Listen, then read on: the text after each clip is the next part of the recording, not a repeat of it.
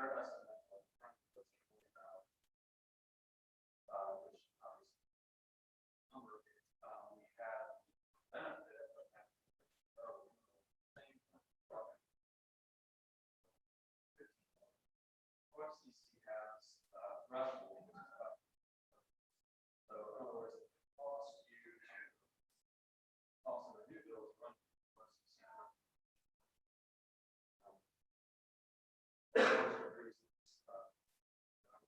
Here, but that was their recommendation, and their recommendation us that this building is not acceptable.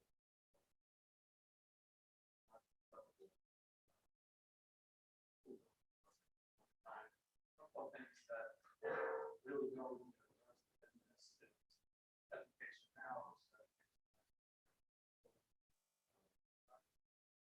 Very small. Also, the program community doesn't allow flexibility for our restorations. Been around Edward, for example, when drop off pickup takes a while. Maybe 5 minutes. Again, you know, but at the point, but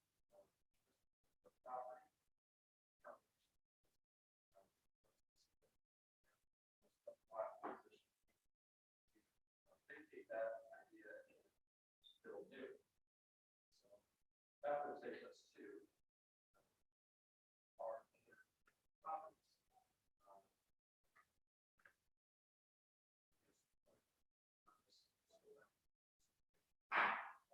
First one is console.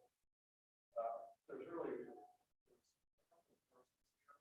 of them is along South Road, it's highlighted.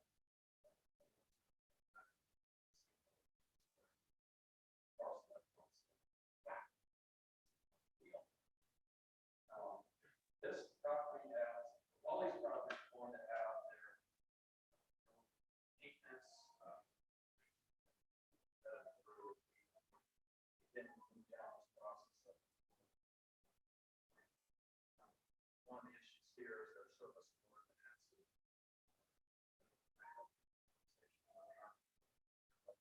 that would be our step.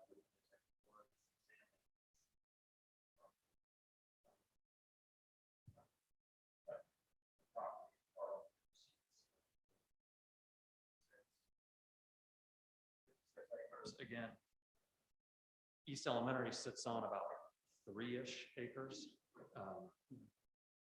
The parcel next to it, so there's the other piece of land. This is a bit of approximation because it's with Google Earth and not the auditor's webpage. So again, about 23 acres.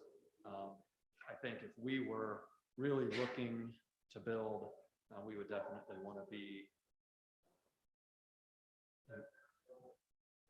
above 16 acres, most likely, clearly more than the 3 that we have at East Elementary, but this is a little bit smaller than a Southwood Road property. Again, we won't get into the particulars here, but clearly these would have to be evaluated for their usefulness and their efficiency. This shares the same water.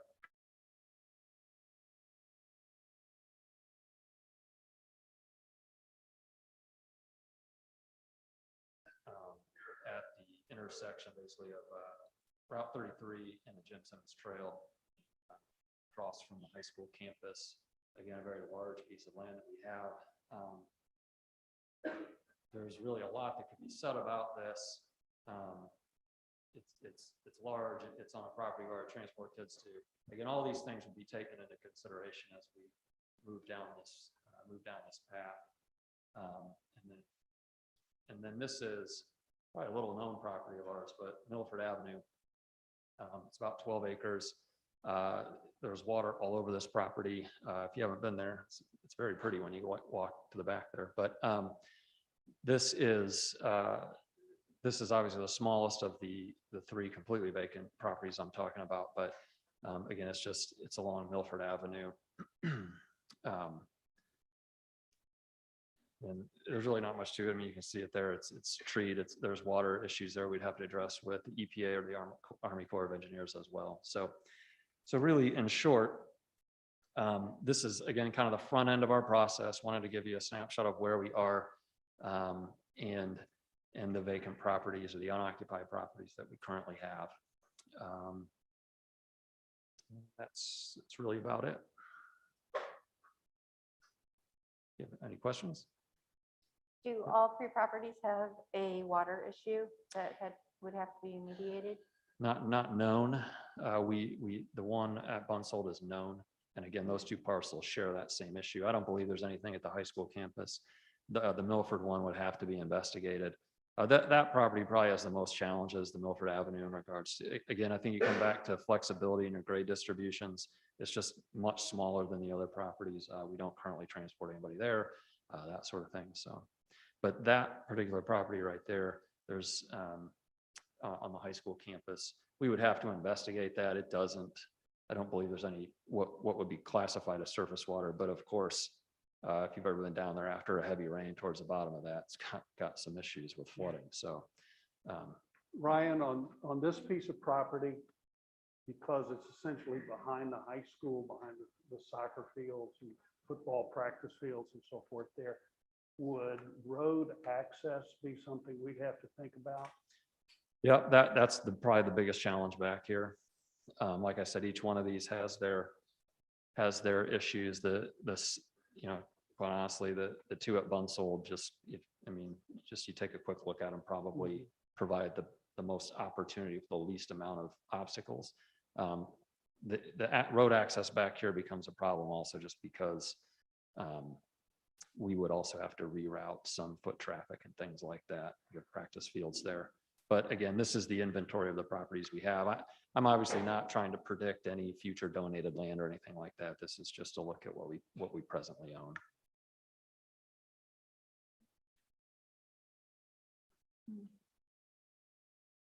So this is the first step in the process, correct? You know, next step is we're getting ready to do a projection study. So Okay. that will be launching quickly. Then when we get the results of that, we'll be doing a community outreach and utility project. So this fall, Jonathan's already reached out and kind of launched the conversation. We do need enrollment to settle a little bit. We're still having a lot of ins and outs right now, so we'll let that settle in probably later September, early October, and then start that study. Kind of as I mentioned, I think it was last meeting maybe, or the meeting before, just remember enrollment projections are kind of similar to Todd's forecast. They're only as good as the next planned project. And so when we work with someone, they'll be looking at current projects, things that might be on the docket for city planning, but that changes pretty quickly. If there's an expedited process, you know, a few months out and more developments are earmarked. So, but we'll work with that from there. And I understand that Marysville staff member is going to be on the city planning commission, so that we are a little bit more in the loop on what's coming on and don't have to wait to see it on social media. That is the hope. Okay.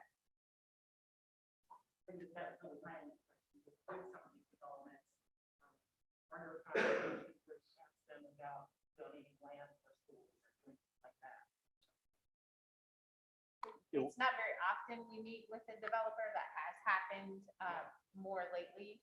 And we did broach that conversation with the last developer we met with as well. But I mean, it's nice to have schools that are near the development. Correct. Thank you, Sharon. Any other questions?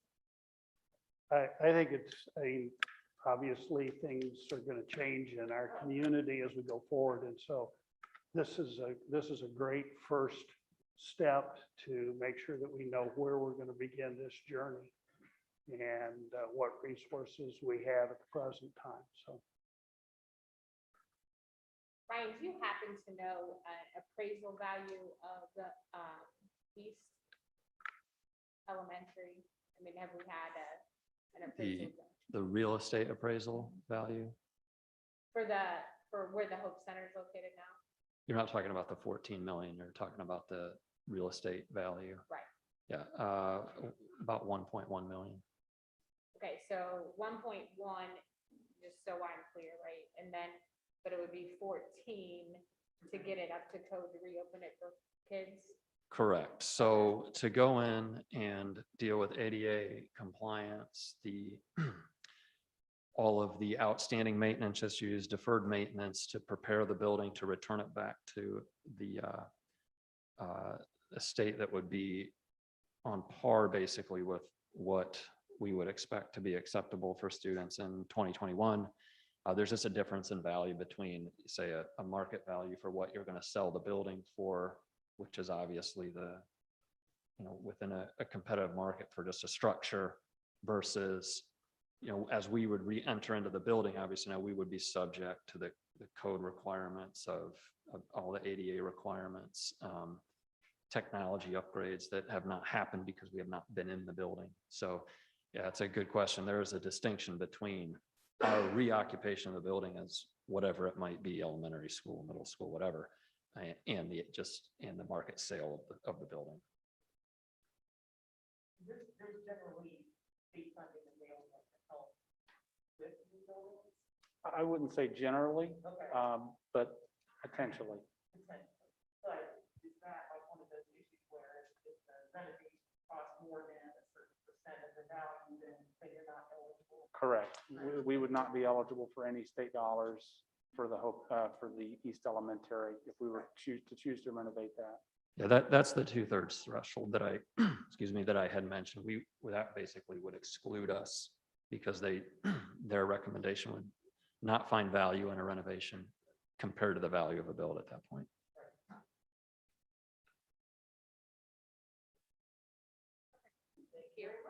Thanks, All right. Ryan. Thanks. Next on the agenda, we have a presentation on our social studies materials guide.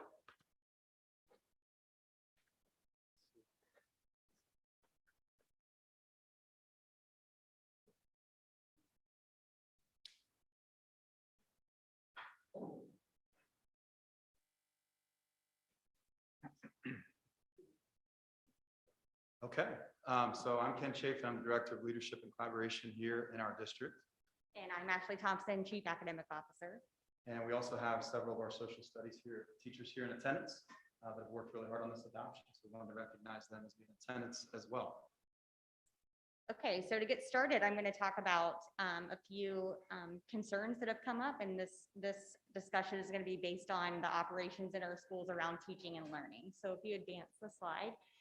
This is our personalized learning vision, which really has 5 tenets into kind of how we proceed into teaching and learning. Standards-based instruction, mastery learning, flexible, reliable assessment, systematic supports, and social emotional learning. If you've seen this before, in years past, it said habits of mind.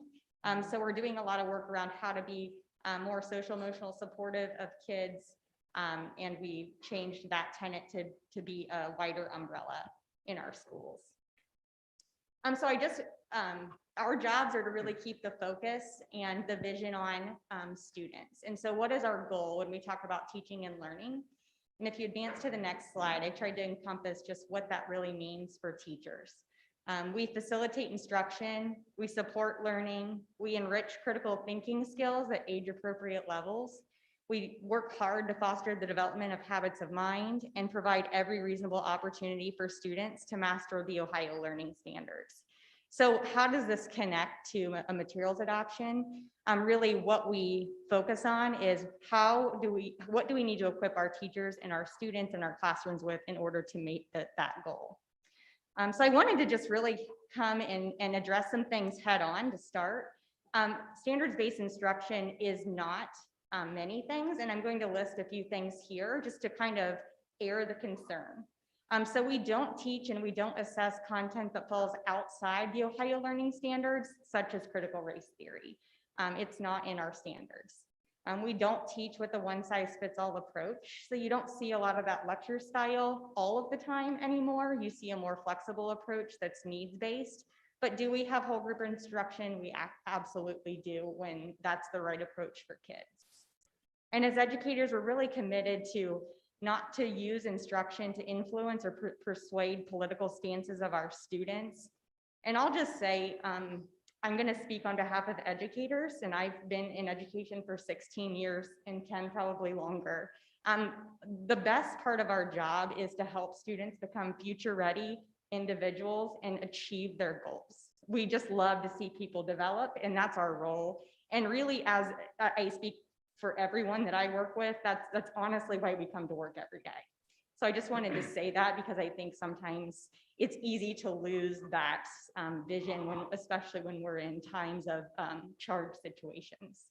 So when we move forward, I want to talk about, what is standards-based instruction? It's much easier to define what we do versus what we don't do. So I put a couple bullets here to just represent that. If we don't teach what's outside the standards, then we do teach what's inside the standards. And I'll put a link in these slides to kind of show you how you might explore that a little more deeply if you're interested. And we are always open for conversation around that. How do we teach? We use that personalized learning vision, and we collect a lot of formative data to make sure we're meeting kids' needs right where they are. And that is a work of art for our teachers. They work really hard to plan for instruction so kids have equitable access, so that they're engaged, and then they can express their learning in rigorous ways and not just a test. What resources do we use? So as they mentioned, we use a materials adoption and cycle where we kind of go on a 5-year rotation where we audit, and we use committee work with teachers to allocate resources appropriately across the district, always in support of our standards, always in support of mastery learning, and always in support of what's socially emotionally appropriate for our students. I just put a bullet in there about social studies so that you kind of knew our thinking and our mindset around social studies as we enter any adoption cycle. We want to make sure that our students are exposed to content, discussion, and really just the exploration of historical events that shape our community, our state, our country, and our world. And that fluxes with how what's going on currently. But it also influences our future, and that we want our kids to be ready for that. When we talk about social emotional learning, I mentioned habits of mind, and this is early college, high school. So you're in the early college STEM school now. These are the habits of mind that we really have a lot of emphasis and intention around. Our kids know it, our teachers know it, and we try to integrate that with our instructional models through our personalized learning sort of framework. And how might we do that? I listed some things on the slide there for you to see on the next slide. Our role as educators is to spark intellectual curiosity, critically think, promote a sense of belonging, really make instruction interesting. Talk about, how does this relevant for you? How does this help you grow and develop and become more aware of your surroundings? How do you engage with multiple perspectives in a very civic way? How do you acquire understanding of obviously the standards and develop your own opinions and cultivate a hope for your future? And that's the good stuff. So really, in a nutshell, we want kids to continue to be agents of their learning while they're in their schools, and agents of their future. And so we're very strategic and intentional, and we work hard to make sure that we're doing that for our students. You continue forward. This is a new emblem that you might see going across the district, because we tried to make sure that we were everything we could be for kids, and that we're all in all ways.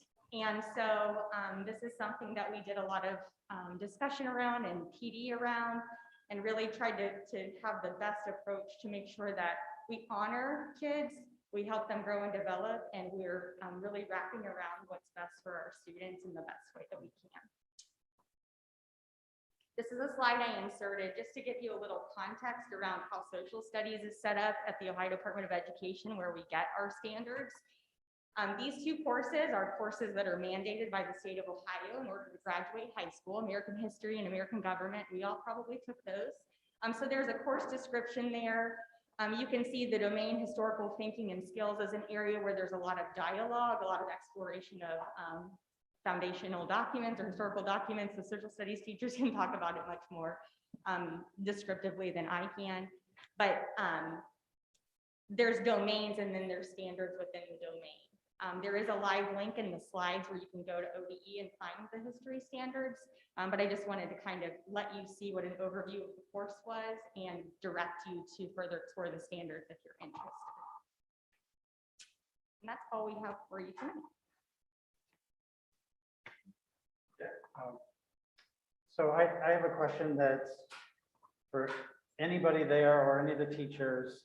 I've been thinking about this issue since it became sort of a flashpoint in our country. And I don't want to say that the only concern about CRT or critical race theory is indoctrination or propagandizing, but I think that's a big part of it. I think what I see happening is people getting concerned or afraid that our teachers are propagandizing in the classroom. And when I started to feel that that was part of what was going on, I thought about my experience with education. I have an education degree, I have a music ed degree, and that was never part of what I was ever trying to do. And none of the teachers I know go into the classroom trying to indoctrinate. So when you said that we here in Marysville, we don't influence or persuade political stance, my question is, what does that look like in the district? Like, is that because the teachers are sort of taught not to do that when they're in education school? Is it something that we impress upon them here? Another way to put the question is, if the teacher was doing that, if the teacher was going into class, whether it's government or history or anything, and was clearly propagandizing, like what would happen? Yeah, I think you hit on several of the things that do happen. And I think it does start in college with the educator training model. I mean, we're taught from day one, that we are here to equip students to be lifelong learners. We're here to teach them how to think critically, not what to think. And the expert teacher leaves the room and students don't have any idea where they stand politically. And that's a really important piece. And I can tell you that it varies from building to building. I can give you an example.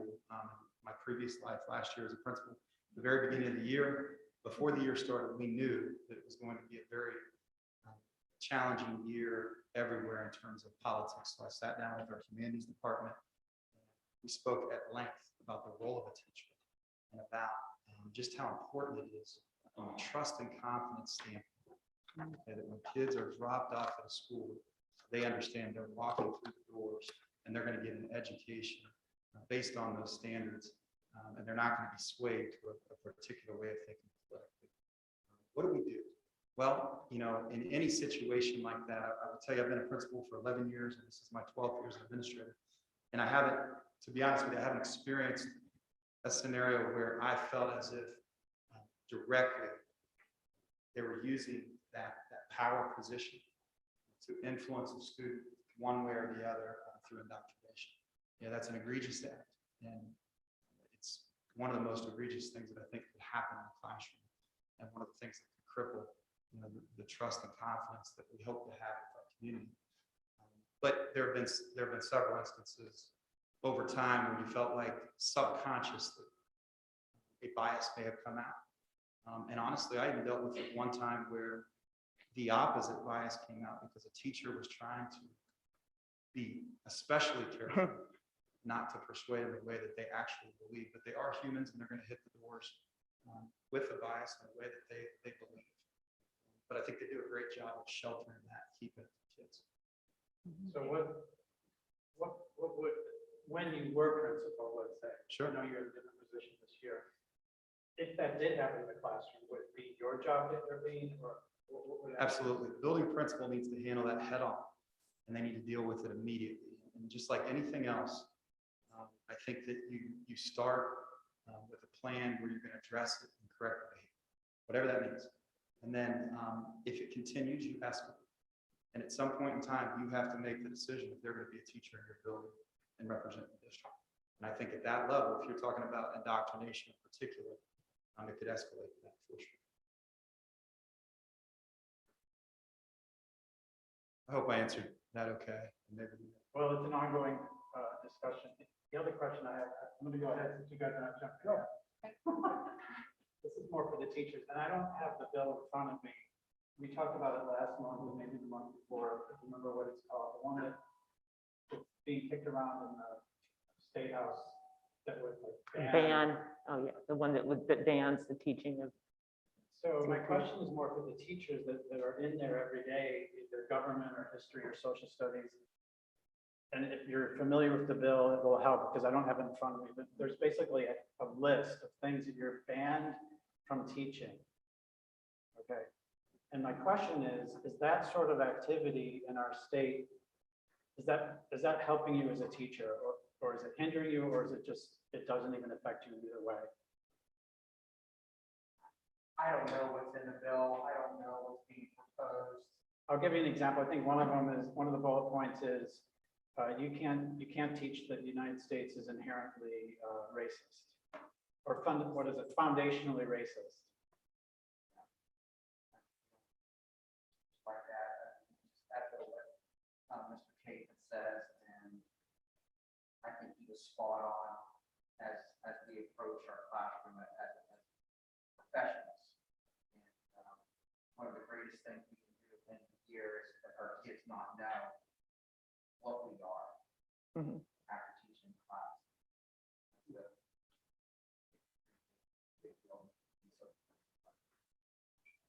And Brian, to piggyback off of your initial question, I don't think I did it justice.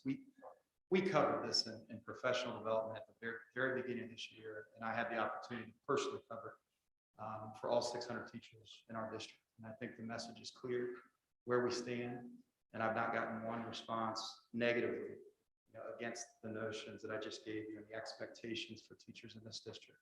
We feel pretty good about it.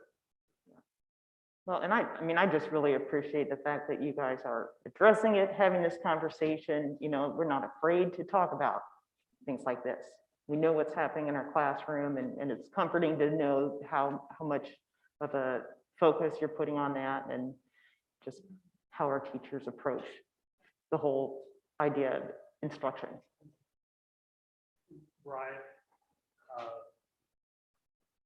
in my 39 years of teaching, I know of one situation, not in this district, but one situation where a teacher was requiring students to memorize some tenets of their religion.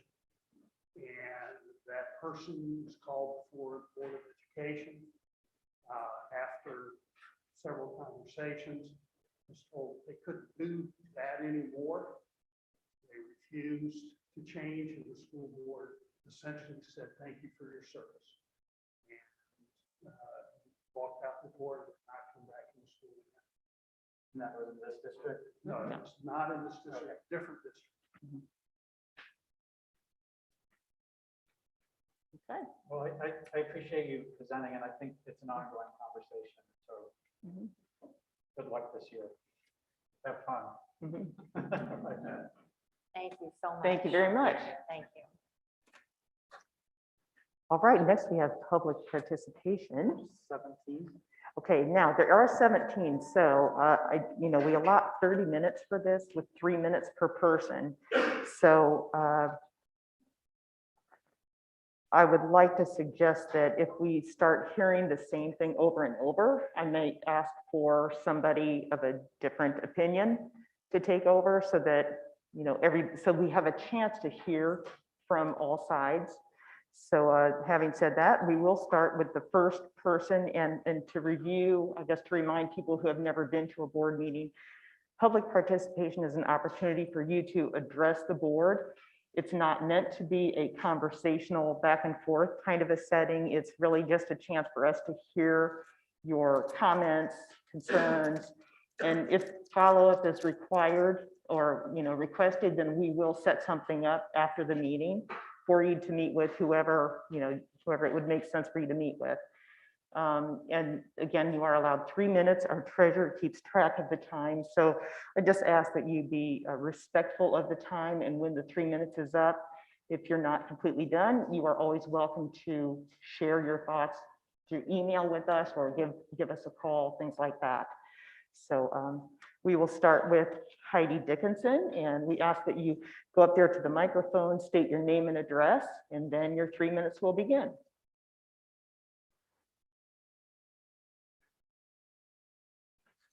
894 Kentucky Circle. I think most of us agree that in-person learning is the best option for our kids under 12. Unfortunately, none of them are eligible for a COVID vaccine. This leaves hand washing, distancing, and masks as their only defense.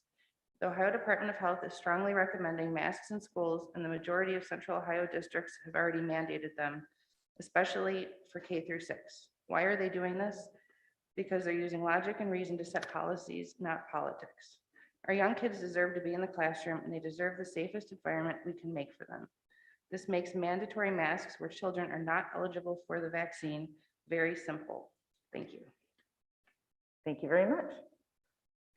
Next, we have Chad Green. Again, if you could state your name and your address, please.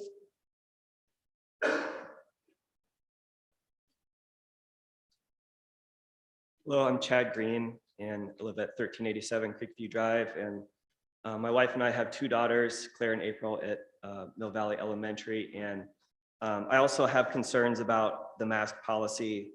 You know, we teach our kids about the importance of science, right? And we all know kids, they learn more from what they see their parents do than from what we tell them to do. And I feel like as a district, we're failing them right now because we're not following the science. I mean, I can run off the list here for you: the CDC, the Ohio Department of Education, the Ohio Department of Public Health, the Union County Health Department, the American Academy of Pediatrics, and even Republican Governor Mike DeWine are all advocating for mandatory masks in schools, but we've decided not to do that. And not only do we do that, we did it at a time where there's a new variant of the virus. Viruses evolve, it's evolving. I think I listened to the minutes from the last meeting and it sounded like, you know, you all started this year with a lot of optimism because of how well we ended the school year and how well the summer programs went. Well, things are different. The summer programs had a small fraction of students. And now you've taken away one of the key layers of protection that all of the organizations I just listed are recommending. So we're not following the science. I know my girls are resilient. I know we've all been through a rough couple of years. I know all of our kids are resilient. It's easy to debunk myths about the detriment of masks with a 30-second Google search to go to the American Academy of Pediatrics. I think we all deserve a better solution for our kids. And you know, this is a time for courageous leadership and not to pander to a small group of, you know, vocal parents. Let's follow the science. You know, we send our kids to science class, let's follow the science and keep them safe. When my wife took our daughter to the open house from Mill Valley Elementary, there's a sign on the wall left over from last year. I assume someone forgot to take it down that says, "Masks save lives." If we believed it last year, we told our kids that last year, what are we supposed to tell them this year? When we face a variant we don't really know all the details of, other than we know the CDC says it's twice as contagious. So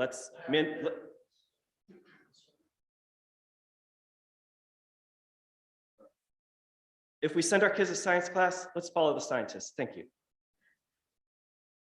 Thank you very much. Next, we have Bob Hammond.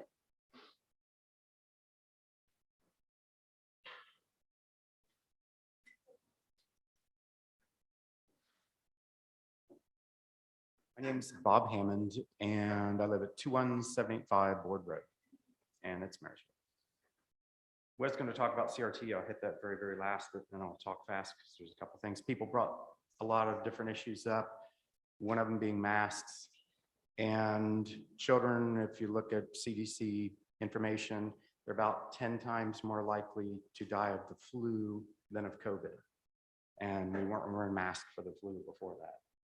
Brian brought up some stuff, really good questions about teachers and some of the propagandizing.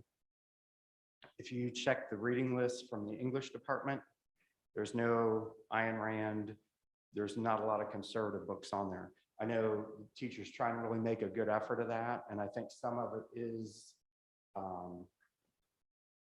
subconscious, their own bias. They may not know of the other books out there. My son was taught in 8th grade that the United States was a democracy and not a republic. He was actually sent out into the hall And they had a discussion with that, even though we are a republic, not a democracy. But back to CRT, everybody, I'm assuming, knows what CRT is on the board, correct? My main point was, we were told that the students won't be taught any of that in the history, or not in history, but in the social studies and whatnot. I would like your guys' assurances that they won't be taught that in any, sometimes that seeps into math class or whatever that happens to be. And also that none of the administrators, the teachers won't be forced. Some corporations now, American Express, we've canceled our American Express card. They're forcing their people to go through CRT training. That there will be no CRT training for either teachers, for custodians, for anyone within the district. And I'm assuming I want it as black and white as possible, but that there won't be any teaching of that anywhere in the school. So that was about it. Thank you. Thank you, Bob. And I'm sure if maybe you want to reach back out to Ashley or Ken, we'll have somebody contact you if you would like to have some further discussion on that. Okay, great. Thank you. Next, we've got Kyle Syndergaard. Hello, I'm Kyle Syndergaard. I live at 1407 Creekview. I have a first grader at Mill Valley, and I do want to talk about the masking policies. When I think about it, the goal is to keep our kids in class. Really, I think that this is the wrong forum for us to be talking about this policy. I think as the board, you've already committed to following the best possible recommendations from the Ohio Department of Health and the CDC. Right now, those recommendations are to have masking in schools to protect our children. I know that there are many people who disagree with that. I would say if they want to disagree, they should take it up with scientists. If there's a disagreement with having a mask mandate in school, that should be taken to the Ohio Department of Health. Those scientific studies they may be able to produce should be taken to those scientists. And if they change the recommendation, then the district should change their mask policy. To be honest, I'm not holding out a whole lot of hope for that. So to bring a little bit more attention to something that I think has been missed a lot in the messaging from the district is the current policy does call for quarantine periods. Currently, masked students are able to remain in class after a positive case, where unmasked students are required to have a 7 to 10 day quarantine. 7 days if they're able to have a negative test, 10 days if there's no test administered. I don't think that many parents are aware of that. I think that many of them are sending their children thinking, oh, it's great, they can go, they won't get sick, but they don't realize that if there is a COVID positive case in their classroom, there's a high likelihood that their child will be asked to stay at home for 7 to 10 days. My last concern with that is that that policy will not be enforced, because that is the last layer of protection that is keeping our children safe. If we have 10, 15 positive COVID cases in the classroom, we keep the contacts of positive cases in the classroom, we're going to have a much higher rate of spread. It's just the science. It's just the way it's going to be. So I would like to see a lot more messaging on that aspect of the policy, which is already in place, which there hasn't been vocal backlash toward, that if your child is unmasked and they're in the classroom with a positive case, they must stay home for 7 to 10 days. Thank you. Thank you very much. Next, we have Karen Mulligan.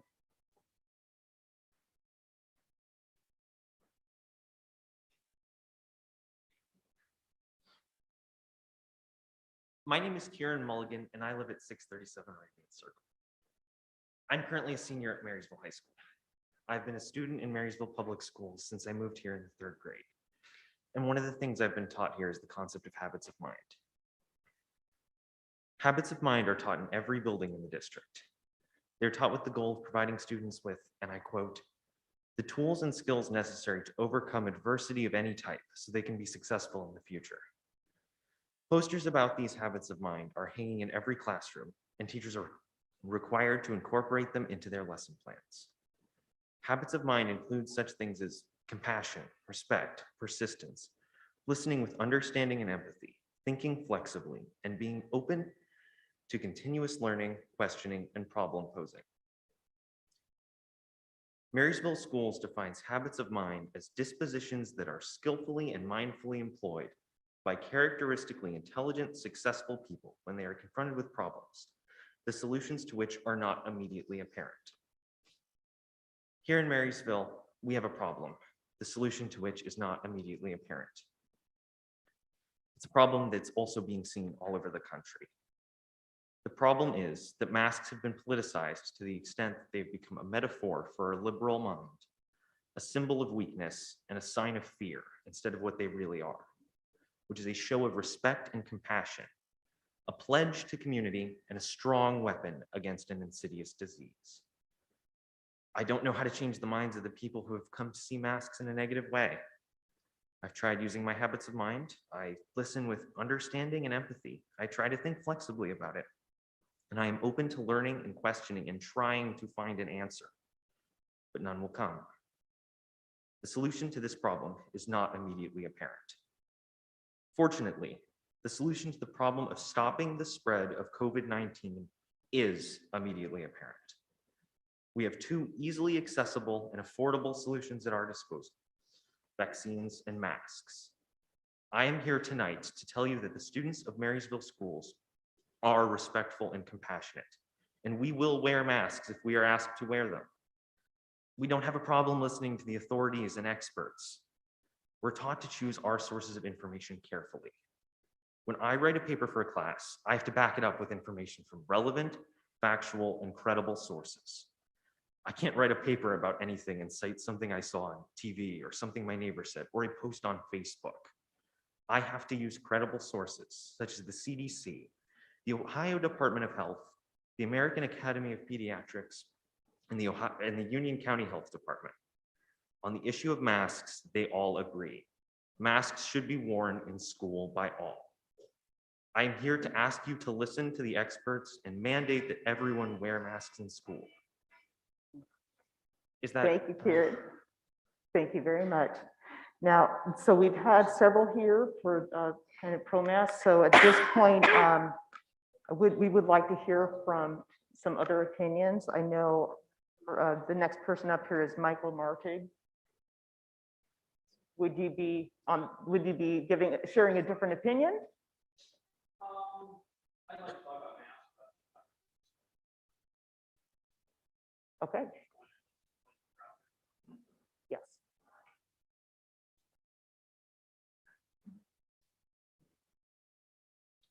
Hi, my name is Michael Martig.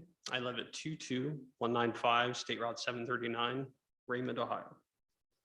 I'd like to talk for just a quick second about the masks. I know there's widely varying opinions on both sides of the aisle. I'm not against masks when the situation calls for it. What I would like to say, though, is I'd like to ask, I guess, that we base our decisions on the data. There's been some talk about the science. One of the issues with the science, there's studies all over the place, but you can kind of make a study fit whatever your opinion is, right? So once I can, reference all these studies, another side can reference the other studies, and we still kind of get nowhere. But the only thing we really have to go on, in the most logical choice for me, is to look at the data. Right now, our community is pretty safe. We don't really have data that shows there's much of an issue. There has been a little spike. I just looked at the recent the numbers today from the state of Ohio, and we've actually trended down the last couple of days in the number of cases.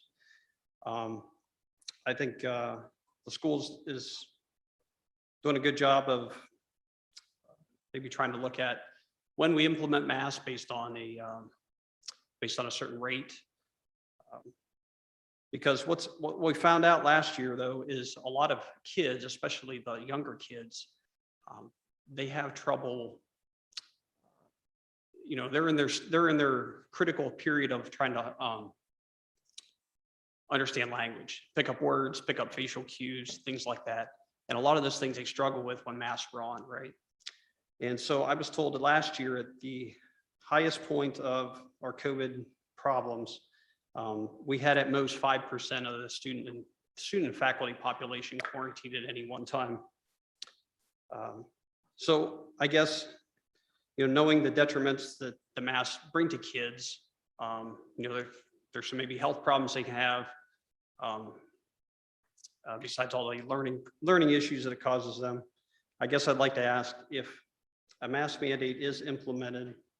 I'd like to ask the board on behalf of the parents to justify, I guess with data, how avoiding quarantines for 5%, which was the worst case we had last year, will take precedence over the psychological impact and reduced education quality for the remaining 95% of the kids. Now, I think we're all in agreement having kids in the school full-time, 5 days a week is the best situation. But we also need to make sure it's quality education, right? So, especially younger kids, if they're having trouble learning with a mask and things like that, then, maybe it's not the best quality education we could give them. So that's all I have, just to try to base it on Perfect data. timing. Thank you. Thank you very much. Next, we have, I think, is that Tammy Gordon or Tom? Okay. Del Looney.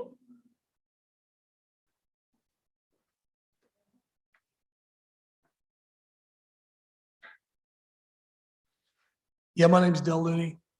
I do not live in Marysville, but my daughter goes to Marysville School. So they live on Ash Street. So I understand, as the last gentleman, that everybody has an opinion, for or against masks. I think they have their place. But if you do follow the data, there's only one mask, is an N95, single use, that is effective in the particle spread. Not surgical masks, not cloths. They don't get washed. As soon as a child takes it off to eat or whatever the case may be, when they begin touching surfaces or things of that nature, that surface is contaminated.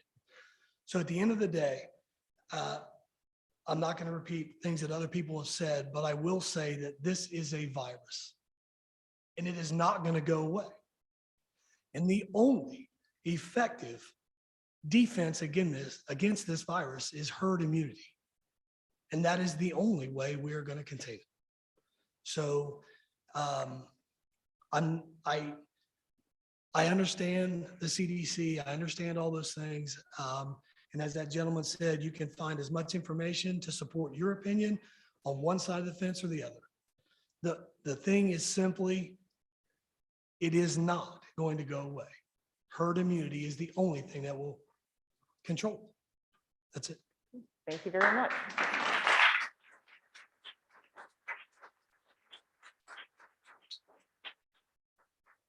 All right, we have, and how are we doing on total time? I don't know what we've done here. 1, 2, 3, 4, 5, 6. Okay, Teresa Lent.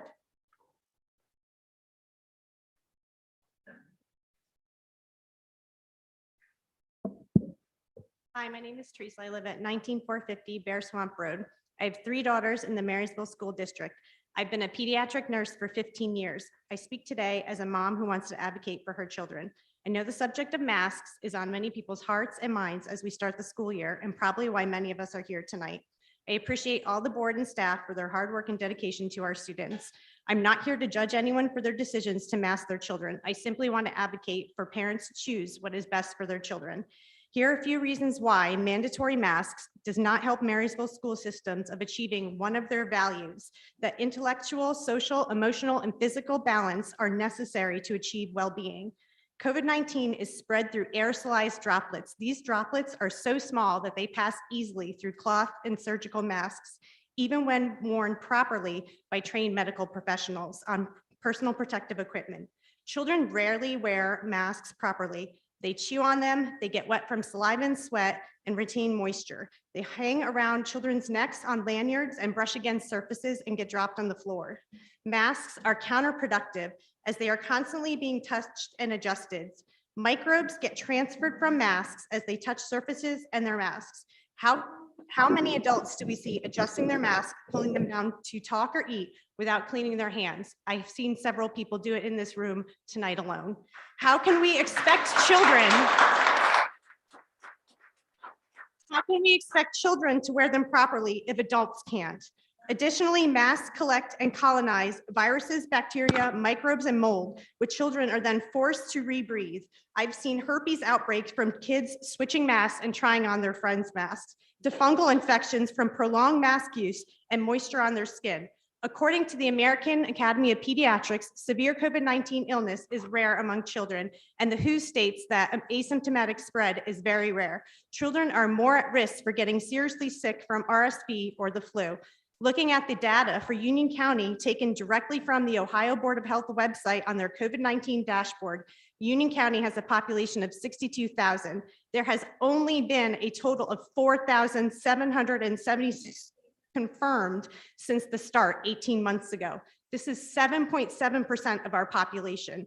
The 0 to 19 age range, which our school population encompasses, is a fraction of the total cases. And this was taken directly from the Ohio Board of Health website today.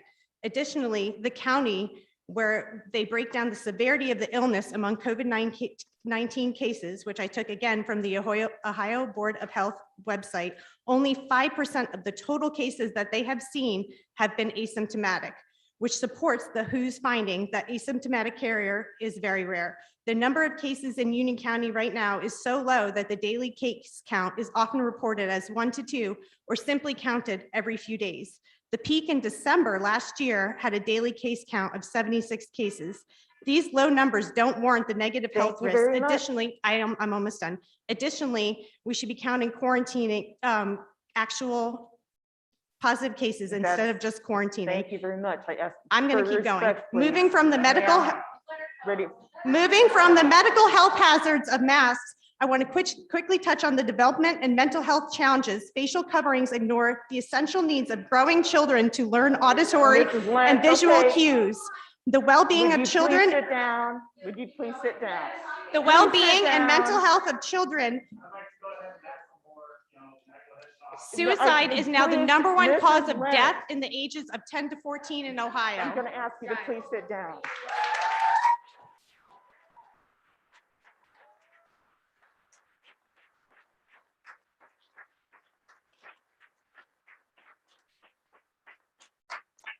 Do we have any time left? We have 8 minutes left. Okay.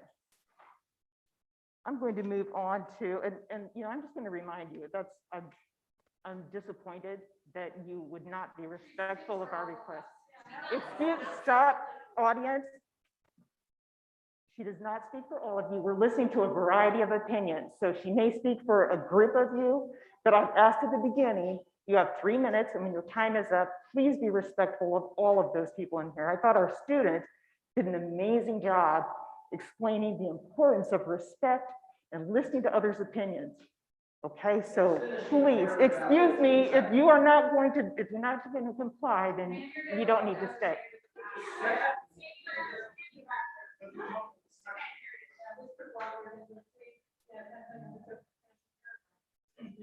I can't hear anybody that's got a mask on.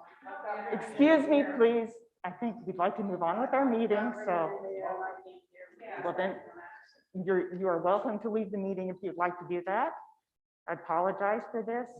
We're trying our best, and we are trying to be respectful of everybody in here. There are a variety of opinions, and we'd like to hear from them. So I think we'll listen to, we've got, I've got Beth. Oh, she had to leave. Beth Yendrick. Okay, well, listen to Beth, and then I think we'll have, well, we'll see how this goes here. I'm Beth Yendrick. I live at 797 Clydesdale Way. I know there's a lot of different opinions. I appreciate all the time everybody's taking to listen to those opinions. I feel that the one thing we all agree on is we want the kids to be in the classroom, in-person learning as much as possible, hopefully throughout the year. The only way to do that without quarantining is to keep the kids in masks. That way, only the positive cases have to stay home. Parents don't have to take off work. They don't have to find extra childcare. They don't have to worry that another child in the classroom is going to cause absences for their child to be out of the classroom.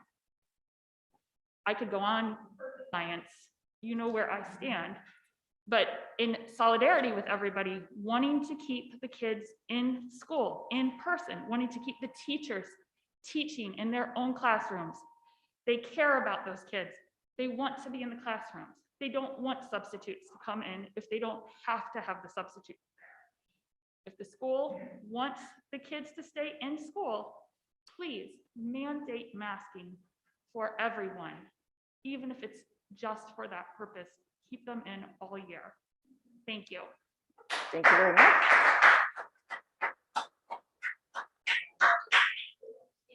Okay, we've got, excuse me, please, guys, I know it's hard. I know this is it's a very emotional topic for all of us, okay? And I do understand that. And we're trying to hear the other opinions, and we're trying to be respectful of everybody. So I just ask again, all of you, please just try and save your comments for outside of this room. It's difficult to understand what you're saying back there. Okay, so can you understand me now? Okay, that's better. I thank you for letting me know, okay? So I just want to remind all of you that this is our business meeting, and we'd like you to keep your comments for after the meeting outside of this room so that it gives us a chance to hear different opinions and hear from different people. So every time I have to stop and remind you, it's taking time away from our public participation. So again, please be respectful. I appreciate that. We'll listen to, we still have a few more minutes, right? 4 more minutes, okay. The next one on the list is Gail Williams. Yes, thank you.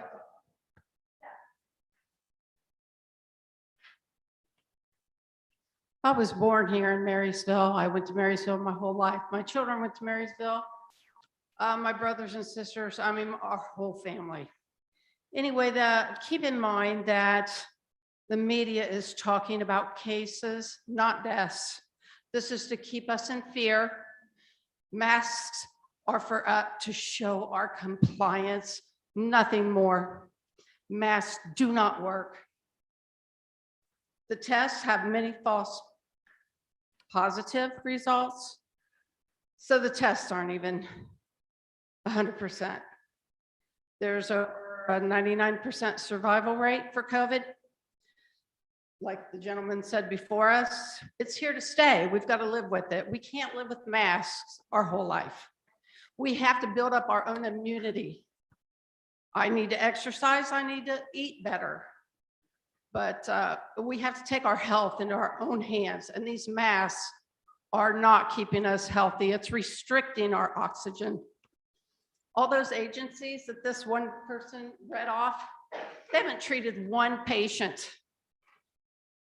They collect data that is biased. I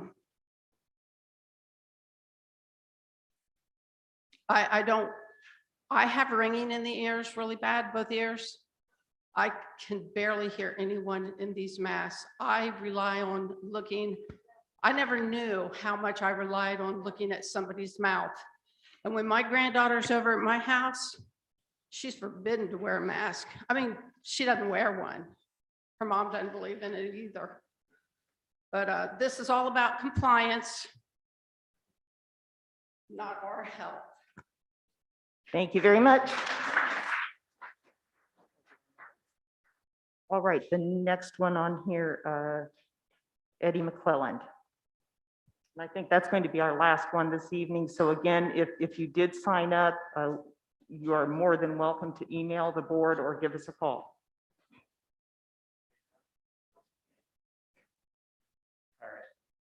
Hi, can you hear me? Yes. Eddie McClelland, 1340 Miami Drive. I'm not very good at extemporaneous speaking, so I wrote down my thoughts here. Regarding COVID, I understand some may think there's low risk to children, not any worse than the flu. Some may cite that only 400 children have died from COVID. Even if you can stomach that number, unfortunately, there will be many more based on the trajectory. As children, new cases and hospitalizations and deaths continue to climb, whether that's due to high transmissibility of the Delta variant or the fact that they can't be vaccinated. To be abundantly clear, there are people dying of COVID, people I've known, possibly some that you've known. For those that have died, were they infected by the COVID fairy who came out of nowhere and bopped them on the head? No, they were infected by unsuspecting, well-meaning friends, family, classmates. In many cases, they were people that were low risk, that maybe didn't consider the risk. When many of us were kids, we experienced something that our kids will probably never experience. We'd come home from bowling or certain restaurants, and we would reek of smoke. Although I wasn't necessarily aware of all the politics associated with the 2006 smoking ban in public spaces, I imagine that there may have been some smokers who thought, I thought this is a free country. You're taking away my rights. Plus, it's my body, my choice. Although there's a very large difference between smoking and COVID, both share an important aspect. In both situations, although we do have rights, when our actions have the potential to harm others, it's much more complex. I also understand that there's puts and takes on physical health and mental and developmental health. I am pro-life, and I feel the right to life and health for not only our children, but our community members as well, is more important than the right to not wear a mask on our face for 6 to 8 hours a day. Masks can help prevent or limit the amount of infections and the associated quarantining that is necessary. There are states that have started school with throngs of unmasked children, and they're already feeling the pinch after just a week. For example, 20,000 students quarantining this week due to outbreaks in Mississippi. And they've got half the number of K through 12 students as Ohio. And we're not even to traditional flu season. It seems likely that things will get worse. Our 5 children wear masks to school, as do some of their classmates. Some might wonder, isn't that sufficient protection for your kids since they're wearing masks? It's better than nothing, but far from sufficient to ensure their health and their classmates' health. Many of us are alarmed at the recent rise. Thank you very much. Yeah, thank you. We appreciate your sharing with us. So, ladies and gentlemen, I'm good. thank you. I appreciate that. Well, I think that is the end of our public participation. Yes. Excuse me. Oh, just, excuse me. Excuse me, sir. Did you sign up for public participation? I signed up when you're saying you talked and took my time, because I'm sure that's actually. All I'm saying is we're a community. I appreciate that comment. Okay. So let me just tell you this. And then not 5 people make decisions. One person makes decisions for all of us. And I respect everybody. I respect for this teacher, this friends, and I see family here. I respect everyone's opinion. I respect everybody's health. I respect you, but this needs to be said, in my opinion. It's not being disrespectful. Well, I do appreciate your opinion, and I know we're going to have a lot of good discussion about this later on, and we appreciate the fact that we've heard from a variety of people, and we've heard a variety of opinions too. So, you know, even though some might be, you might say I'm pro-mask or anti-mask, we've heard a variety of takes on those opinions, and I think that's going to be very helpful. We do take this story seriously, and we know that, you know, we're trying to represent our community. And I heard several people talk about the fact that we do have that common agreement. We want our kids in school 5 days a week. So, you know, we're going to start with that common ground, and we'll have some good discussion. And I know we're going to see a presentation, kind of a revised return to school plan that's based on even more current data. And so we'll have a chance to look at that, to have some more discussion, and we'll take into consideration your comments. Yes, Brian? Before we leave this part of the program, I just wanted to make sure everybody knows that we want to hear everybody. Just because we only have limited time in our business meeting to accommodate your opinion doesn't mean we don't want to hear you. You can reach us by email. You can reach us by phone. We have community coffees every month where we have informal discussions with anybody who shows up. And they're freewheeling and they go on as long as we, so this is a business meeting. We only have 30 minutes, but do not draw the lesson from that we don't want to hear from every single one of you. We do. And there are other ways to do that. Thank you, Frank. Thank you. Okay. So now we will move on to our report section, starting with our High Point report. Ms. Savage. The High Point business meeting has actually been moved a week out to avoid the startup week. So I'll be getting an update, double update next month. But a couple things that I want to talk about is they started back at school August 18th. August 13th, they'll be hosting their career fair. But the highlight thing that I wanted to share is that one of the things about High Point and its partnership with Marysville Schools is that we have a program of internships for high school seniors.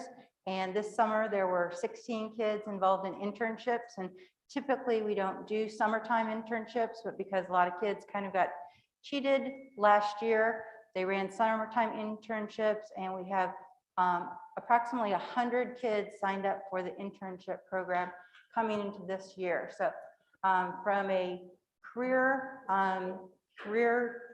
program, it's very important that our students are being transitioned, not just into colleges, because college is great for some people, but not everyone's going there. So these internships are very effective in helping kids transition directly into the workforce.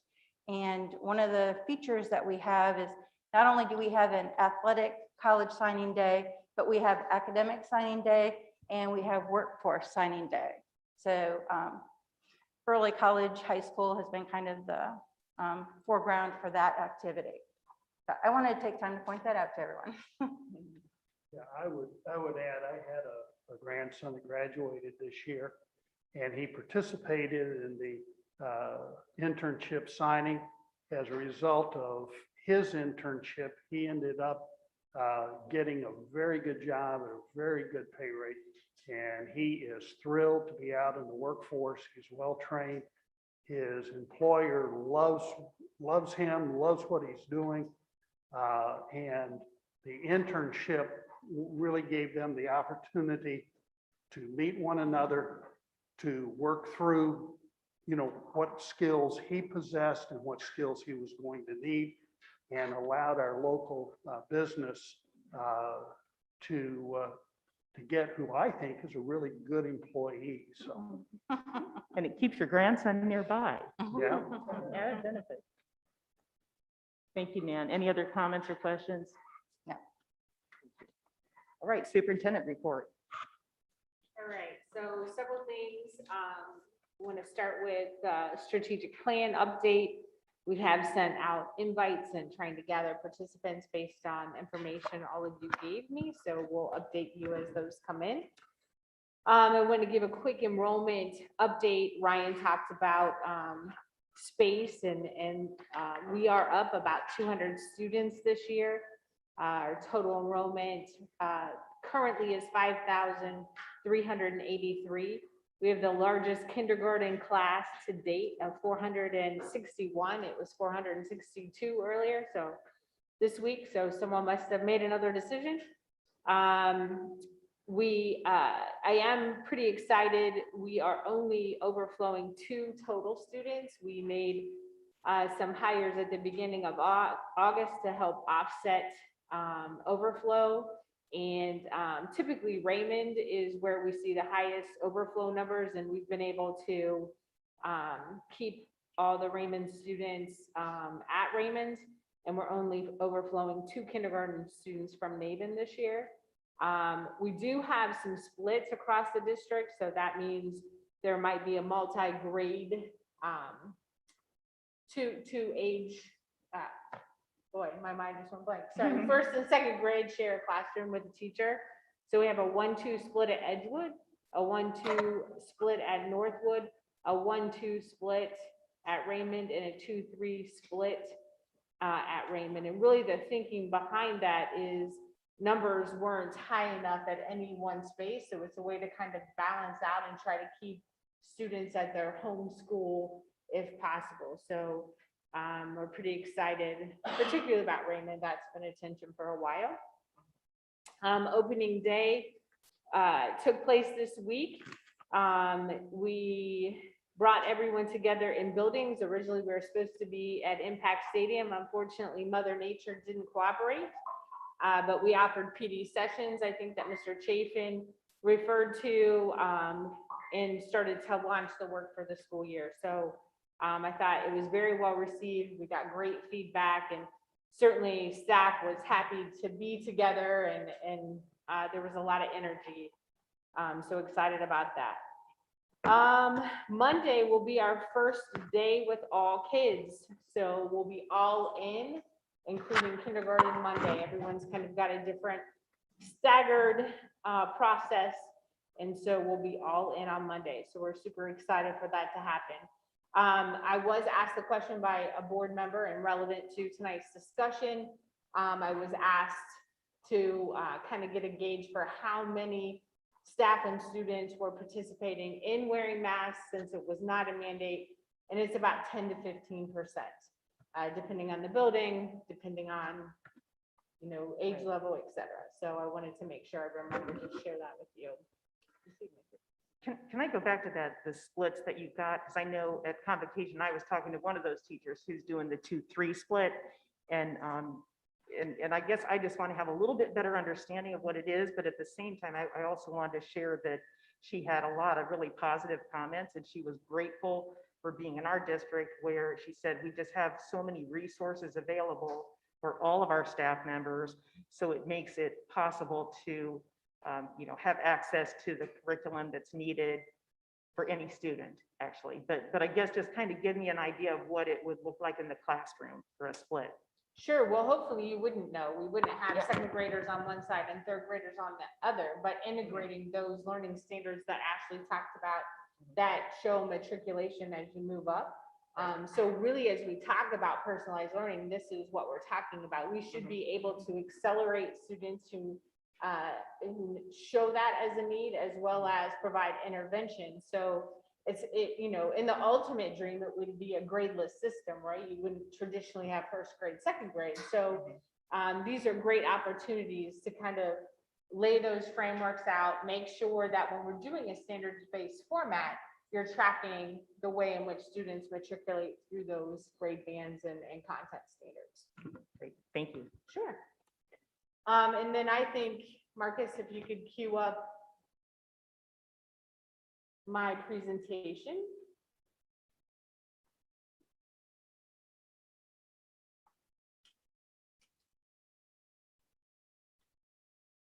All right, so it's my task tonight to talk about our restart to school, back to school for this school year, and kind of update the board on some information. As you know, last meeting, I gave you updates and data. Mark and I will kind of tag team this presentation and also provide for you. We've been meeting with the task force, and I promised I wouldn't point them out tonight because I'm not sure it's a popularity contest in any way, to really drive some thinking around some of the things we've been talking about tonight: masking, alternate educational formats, really trying to bring two disparate ideas and trying to find a common ground.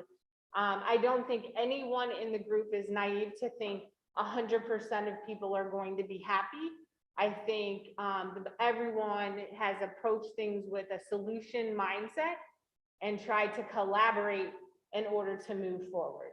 I can guarantee you that all the opinions you heard tonight are represented very clearly on the committee. I think my team will shake their head yes, then the committee members don't stick out, right? They're probably trying to be incognito. So I think, Marcus, we can move forward. All right, so quick update. So in July, we said masking was optional. We do ask that parents do wellness checks at home. If your kids are sick, please, please, please keep them home, right? If they have a fever, we request that every year, really, and sometimes we know it doesn't happen, but certainly given these dynamics, we're just asking people to be extra cautious. We're gonna social distance as much as possible. We've tried to make some accommodations in cafeterias and classrooms. I know we received some feedback after open houses, and classrooms actually changed the next day. So we're trying to get that 3 feet everywhere we possibly can. We're still using the same cleaning protocols, ventilation checks, and we have test kits available. So certainly, if a kid is symptomatic and a parent would like that child to be tested, the parent can come and that we can give them a test in order to be tested. That's what we have them for. The July meeting, I give you an update. We had 7 hospitalizations and 0 deaths for age 5 through 19. And that's how the health department breaks it up. I mean, I think be cognizant of 18 and 19-year-olds could be included in that information and not really our students. And that's a Union County number. Is that since the That was since the onset of COVID. And there had been at that time no hospitalization since mid-April. Since July 1st to date, so I got these numbers from Dr. Orsina today. There are 138 new cases within our boundaries. That's everybody in our school district. 46 cases for ages 5 to 19 in Union County. 21 of those live in our school district. So I'm going to share our school district data here in a minute. Understand that we don't show 21. So 21 could be students that might attend Trinity or St. John's or a charter school, or not necessarily, but they live in our boundary area. To date, we have 0 hospitalizations for that age range and 0 deaths. I just have to say, I don't like saying that last part, but I think it's important. It's, as an educator, it gets to me. Diane, you said it was, you had 5,300. Yes, 5383. That wasn't just them, that was like. No, that's in Marysville schools. I think if you look at the health department's website, there's 14,000 and some change in that age range, children in our county. Okay, so to date, so really local experience. I will tell you one thing I heard in my advisory committee was, Diane, keep it local, like focus on our experience. And so I tried to reflect that for you tonight. So people in my advisory group haven't even seen this yet because I just got it today. So, so 4 cases and 10 quarantines for students, 1 staff case and 2 staff quarantine. And then we broke that out for you by grade band. So K6, 3 student cases, 10 student quarantines, 712, 1 student case, and 0 quarantines. Yeah. Currently, as of today. Yeah, Diane, as yesterday was the first day and today is the second, is it accurate that the cases, I don't know whether you know whether they were traced and so forth, but the cases emitted from outside of the school district, they live in our school district, but outside of school activities? So, I don't know if you have an 2, answer. yeah, I do know the cases. 2 of them, I'm not going to give the buildings because that's personally Yeah, identifiable, so understood. I don't want to do that. Yeah. 2 of the cases were students had not been here, had not been to open house, had not any of those factors. The other 2 had. Okay. None of the staff issues are related to a school experience either. Okay, thank you. Did you hear about the cases? Yeah, excuse me, ma'am. This is Ma'am. our. Public participation, this is for all of you. Public participation is, I know, but understand. We're here but to we- ask questions tonight. It's our business meeting, so we appreciate that. I understand. If you haven't been to them, you know, you don't really understand, but that is the purpose of our meeting, for us to be able to ask questions and vote on the business of the district. So, If you have questions, contact Diane tomorrow at another time. Thank you. Okay, so, what we do know is that our county seems to be experiencing an increase than where we were July 1st, right? Our numbers look different and associated with the Delta variant. We understand from the CDC website, it's marked on there, the variant tends to be more contagious, spreads quickly, a little more quickly, seems to be more serious with unvaccinated people as opposed to vaccinated. And vaccinated people can carry it and be symptomatic or asymptomatic. And we've had examples of those come our way in the past couple days. Also, back into the July meeting, there were two lingering questions I talked about. That first lingering question was transportation. The other was quarantines. Transportation, I hope to clear up any frustration or misunderstandings when it comes to transportation. There is federal legislation that was issued in February. But in February, we were in a mask mandate, and so schools were not made aware of the federal legislation that was issued through CDC. So when school was getting ready to kick back up and we had not masked students on the bus in the summer because our mask mandate had expired, I think it was around July 10th, school districts were made aware of this piece of legislation. So at that last meeting, I told you we're still looking at it. We have talked to legal at length and our liability carrier. And in essence, that both of their advice is to follow that mandate, and kids should be wearing masks on bus. Now, what I will tell you is we've had great compliance. I thought of the young man who spoke tonight and said, we're gonna follow the rules. Any student that went to get on the bus didn't have a mask. One was offered, the student took it and was compliant for the past 2 days from my report from bus drivers. So good news with that. And I apologize for that confusion. Had we known, we would have masked students in the summer, which simply we just did not know. We were not aware.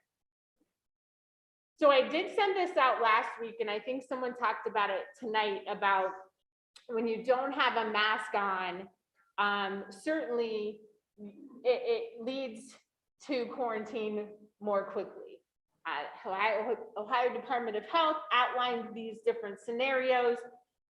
We did not get into the nitty gritty of if you test after day 5 or day 7, that those numbers can be reduced. But I think it's important to know that when you work down each one of those scenarios, what the outcome could be, and I think collectively, I do believe everyone in this room wants kids in school 5 days a week. And these are factors that impact that, quite frankly. We shared this slide last year. Some people liked it, so we just kept it in there. It gives you an idea of how quarantine works. If you're within that red zone, you're gonna go into quarantine. And if you're in the 3 to 6, you have the opportunity for modified quarantine. If you're outside of the 6 feet zone, which in all honesty is nearly impossible in our school buildings to get 6 feet of distance. So I think it's important to recognize that as well.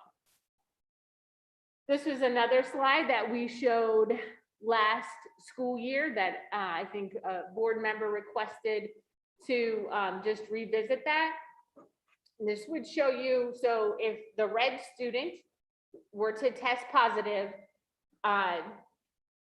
the most likely though, is that 1, 2, 3, 6 people, 8 people around that individual then would be quarantined. The level of quarantine is going to be dependent on that flow chart that we talked about. So I think that's important. When we're not masked, that does have an impact on that, on all 8 of those kids being quarantined. We did learn today from the health department that even if the person who tests positive is masked, that has no bearing. It is about the contact's behavior and what the contact has. So Go ahead. I don't know if this is a good time to ask this, but I can't really picture the classrooms, like, are they going to be sitting in rows like that diagram? Or are they going to be moving around? Like, I'm thinking of the elementary in particular, where they, in a normal year, they're moving around a lot. So what are the teachers doing this year in terms of setting up the room? And if they are moving around, are they expected to remember somehow when kids are in contact with each other? Yeah, so some of the things that we have fundamentally built as pillars of our personalized learning, we've had to forego since COVID hit. Flexible grouping. We're still doing things like reading circles, and teachers are keeping track of those. Assigned seats are important. And that's kind of why we've said pretty openly, we are doing our best to keep 3 feet of distance in our classrooms, but it is not always achievable with the learning spaces. So that's, we've said that from day one. So they are going to have learning spaces in the room. They are going to have learning spaces. They do. Yep, Okay. they still rotate to reading group. They still will work with teachers individually based on groupings. Yes. And the teacher is expected to remember, like, which kids were around which kids if one of them. So if there is let's play out a scenario. So let's say a student tests positive, right? So Kim Jude from my office will reach out to the building principal, and the building principal works with the teacher to contact trace the individuals that would have been around. Then we turn that over to the health department, and the health department takes it from there. So just to reiterate one more time, the quarantine guidelines are coming from the state, and they're enforced by the Union County Health Department. Correct. So the And we're positive test comes from the Union County Health Department. They share that with the school. The school has to do the contact tracing within the school. Health Department takes care of outside of school tracing. Correct. Correct? Correct. Correct. So, Excuse me, sorry, ma'am, this is our business meeting. Can we reach out after like, just write down your question, please, and reach out afterwards so that we can have our meeting? Well, that's how board meetings work. I'm sorry. I understand. If you haven't been to them, I understand. So we have held a series of parent advisory groups, as we've talked about. We wanted to further vet out our back to school plan. And then we wanted to ensure that we had various mindsets within the group. And I've kind of talked about that. And we definitely did. But I did also talk about, we had a strong sense of collaboration and a focus on solutions. So tonight I'd like to share with you kind of the outcomes of that work and really some of the thinking. Now, I would tell you that we're not at 100% consensus. I think generally speaking, there are still people who believe that kids should come tomorrow in masks, and there are still people who believe that basically the entire school should be wiped out with COVID before we should come. Like, not, just drastically different opinions. So we've worked hard to build kind of a common framework. So number one, there's a strong sense of the group to keep decision-making local, county, district, and building, and the emphasis on the building. For example, if we did a district mandate for masks, and Raymond in particular, you can look up by zip code, has 0 cases, how does that make sense? Those were the conversations we engaged in. Establish a common sense metric for students and staff. So don't make the rules different necessarily for students and staff. If you're gonna have some kind of metric to think about, then make it the same. Avoid a hybrid schedule. I probably could put that in there 20 times. Like, that was very clear to me that we wanted to avoid hybrid if possible. I did share with them from our stance, hybrid was better than remote. We'd rather see kids 2 days a week than no days a week. And I think that generally resonated with parents. And then they really really enjoyed my videos. That was the joke of the, but they did appreciate communication, but really thought that we could probably streamline it, that they felt like every week hearing from the superintendent and the principal and the classroom teacher was a bit overload. So they had to pick what they read or what they watched. So they would tend to do one over the other, or so suggestions were made such as, you know, maybe taking my videos and embedding them in the principal's communication, or maybe only a superintendent video once a month, or things around that idea. Again, we went back to this goal of local decisions, in-person instruction, 5 days a week. Those were common themes. So we're going to share with you some dashboard metrics here in a minute, but also we did say this year in our original guidance that we would allow for volunteers and visitors to return to the building. We'd like to revisit those protocols August 31st. The idea was, let's get the school year started. Focus on the students, the student experience. If a parent had to come in for like an IEP meeting, of course, but then let's kind of further define. So we already have a meeting set up for August 31st to kind of look at the experience of school so far, and to re-engage in the conversation about what it's going to look like for volunteers. With the idea of, you know, volunteers transitioning back after Labor Day. That was kind of the thought. So a few terms that I think are important because things get kind of swirled around, and I even messed up today when I was saying one, so I think it's a good reminder for all of us. First of all, a case is a person who's tested positive. Isolation is the result of a positive test, right? So you're isolated, you're supposed to even isolate within your own home, even though maybe there's already exposure there, but that's the goal, isolation.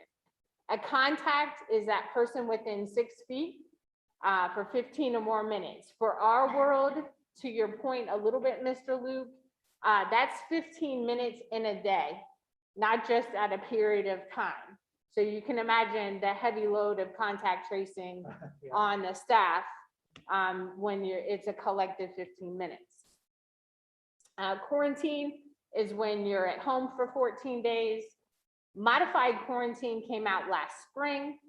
At that point, you're able to attend school, attend work. You can do extracurriculars, but you're masked for 14 days during that time. Modified quarantine, when you think of that flow chart, really goes back to those questions. Are you vaccinated? Did you have a mask on? Was there space? All of those elements.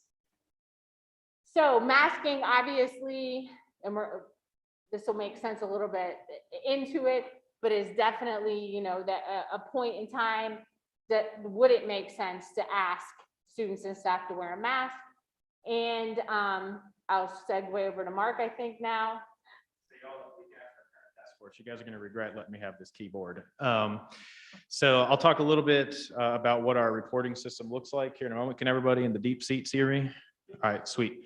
So one of our last definitions is current 7-day COVID-19 impact rate. Okay, so when I talk about that, what I mean is the sum or the total of the current and 6 previous calendar days of COVID-19 cases and quarantines divided by the population of the building or department for that respective entity. Okay, so students and staff. That was something that was really important from our task force work that we did. And did anybody get on just a quick show of hands, anybody get on our reporting system last year on the district website? I see a couple. Yeah, so this should look really familiar to all of y'all, right? Uses the same 3 colored gradients, so green, yellow, red. But one of the things that's a little bit different is we actually have some individual departments and school buildings marked out here. There, you can see my mouse a little bit. So we have like transportation and food service added as a critical indicator on our reporting system for this year, potentially, right? Again, it has to be adopted, all that good stuff. But we have those on there because we got impacted by those things last year. And we felt it was really important to know, like, where are we at with transportation in the district? Or where are we at with food service? And then in the spirit of making local decisions, especially at a building level, we wanted the ability to monitor each one of the individual school buildings and how COVID was playing out in that respective school building for the last 7 days, okay? On the colored system up here, you'll see green, yellow, and red, just like I mentioned, that tri-colored system. And that corresponds with some potential decisions we could make for an individual building or department, not necessarily the district at large. So at like the 6% COVID impact rate, we could potentially implement masking strategies for staff and students, okay? And I'll show you what that looks like for every single building in this school district, okay? What those numbers would be. At 10%, we could potentially implement a hybrid instructional model for, again, a respective building, you know, if it calls for that. One thing that's really important is the COVID-19 impact rate needs to be stably across that threshold, either into 6% land or over into 10% land here for 3 days straight. And I'll do a worked example of how that could play out in a hypothetical school building, okay? I'll show you a live demonstration of the actual dashboard here in a minute because there's some other bells and whistles I can't show you here in the Google slide deck. What you will notice though is that some of these are blank, right? See, transportation, food service, MHS, CCHS, those are all blank because there have been absolutely no cases or quarantines in that respective building or department in the last 7 days, okay? And this is actual live, this is real data. This was accurate as of 4:30 today for Marysville schools. So in the last 7 days, you know, at Edgewood Elementary, we've had, you know, basically a 0.6% COVID-19 impact rate relative to the population of adults and kids that are in that building. Okay, so let's go take a look at the live dashboard. No whammies, no whammies, no whammies. All right. So just like last year, I got to make sure I get the touchpad working here. All right. If you hover over the start here button, it tells you everything about the dashboard, everything from how it works, right? Using 7 days of data, it needs to be consistent for 3 days. What each indicator on the dashboard means. So if it's green, if it's yellow, if it's red, what the blue bar is, what our decision timeline is. Again, that 3 consecutive days is very important. And again, that was born out of the work with the parent task force. And then in terms of where our data comes from, we were pretty diversified last year, and it was great, and it hampered us at the same time. We had data coming from the Ohio Department of Health, from Ohio State School of Public Health, as well as the Union County Department of Health, and we were also trying to juggle data from inside of our own district. The benefit of the current reporting system is we're down to a single data stream. Everything comes through Marysville schools. It's immediate, and there is no lag time on getting that information. When we were using all those other entities, one of the unique challenges that we faced was it could be 7 to 21 days before we had accurate data to make decisions. So we wanted something that was very immediate and was relevant for Marysville schools. If you're a parent and you go, hey, I want to see what's going on in my child's school building, I'll use Edgewood as an example. Whoops. You can actually hover over your building indicator and you can see exactly how many student and staff quarantines their cases that have occurred in the last 7 days. Okay, so it's not cumulative. I cannot say that enough. It is not cumulative. It just focuses on what has happened in my child's school building in the last 7 days that changed the color on that indicator. Okay, and these will change the same colors as this guy right up here, the district overall indicator. Okay. Red, yellow, green. So I gotta make sure I go back to the right one here. Is it this one? Yes. Okay. So that's our dashboard. So let's take a look at some numbers, right? So when I say 6% and 10%, what does that actually mean for a school building or a department? So for example, I'll use Edgewood Elementary again. It's right here at the top. There are 505 kids and staff in that building. Okay, 505 kids total in that building. At 6%, that would be 30 kids and staff in a 7-day window that are impacted by COVID. Case or quarantine for 3 days straight would get us potentially to a masking decision, right? The same would be true for a hybrid instruction model, 51 days. I'll show you exactly how this functions with a worked example here in a minute. And I've done the same thing down below for food service and transportation, right? So if we actually have 4 bus drivers contract COVID, that really is going to hamper transportation operations for us, right? So that's how that plays out.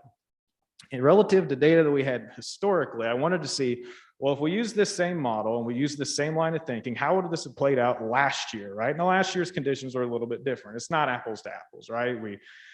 At certain points in time, we were in a hybrid learning model. We had masks going on. So, not to take it with a grain of salt, but it's not an exact comparison to what we have going on this year. But based on the model that we put together this year, and we look at last year's data of cases and quarantines, there are 2 windows in time in which we potentially could have had buildings in masks or gone to a hybrid learning model, not necessarily the whole district. Okay, I'll say that again, potentially buildings going to masking or hybrid, but not necessarily the whole district. And there were 2 windows of time. One was from the week of November 8th, all the way to December 6th, those like that 6-week window of time there. And then there was a 2-week window of time following winter break, where the same thing could have potentially happened. So again, not perfect based on historical data, but at least gives us some point of reference to take a look at, right? So let's work out this 3-day COVID impact rate, right? So we're going to pretend today is day 9 on our timeline here, and we have 9 days worth of data laid out. And we're going to pretend that we're a hypothetical school, okay? We have 400 staff and students in our school building, all right? So let's go back a couple days. Let's go back 3 days ago to Tuesday the 17th. Well, on Tuesday the 17th, we had 25 total cases and quarantines out of our 400-person population, right? So we got days 1 through 7 right here. That's a 6.25% COVID impact rate, okay? If we go to yesterday, the 18th, we're still going to take the last 7 days. So day 1 back here, the 11th, is going to drop off, and we're going to follow that 7-day footprint all the way up to day 8 here on the 18th. 27 total out of 400, that's 6.75%, right? We have 2 days of tripping the indicator, right? Getting across that 6% finish line. On day 9, tonight, or today, we had 8 additional cases. We still follow that 7-day window of time. We're at 8.75%. In this situation, we could potentially consider utilizing masks in our hypothetical building, if that makes sense. So again, this is, Excuse me, just yes, make sure. So if 6% of 400 is 24 kids, mhm, we don't have to have 24 kids with COVID on a single day. that would start the clock. If Yeah, that I makes mean, that sense, that would would be- start the clock. It's like the first day, there were 2 kids that Yes, were quarantined. The next day, there were 3 additional kids that were Correct. quarantined and so forth. Okay. yes. So what we're trying to do is, one, we don't want to make decisions very rashly. We want to make sure that a situation is essentially stable, going one direction or the other before we make significant decisions, if that makes sense. Okay. And then if we go to some kind of mitigation strategy at that point, it's recommended, and this was born out of the parent task force work, that we maintain that strategy for at least 14 days and reassess the situation as we move along. Okay. I think we heard from the task force, Oops. don't leave it Whoops. open-ended. If the quarantine's 2 weeks, then make the masking 2 weeks.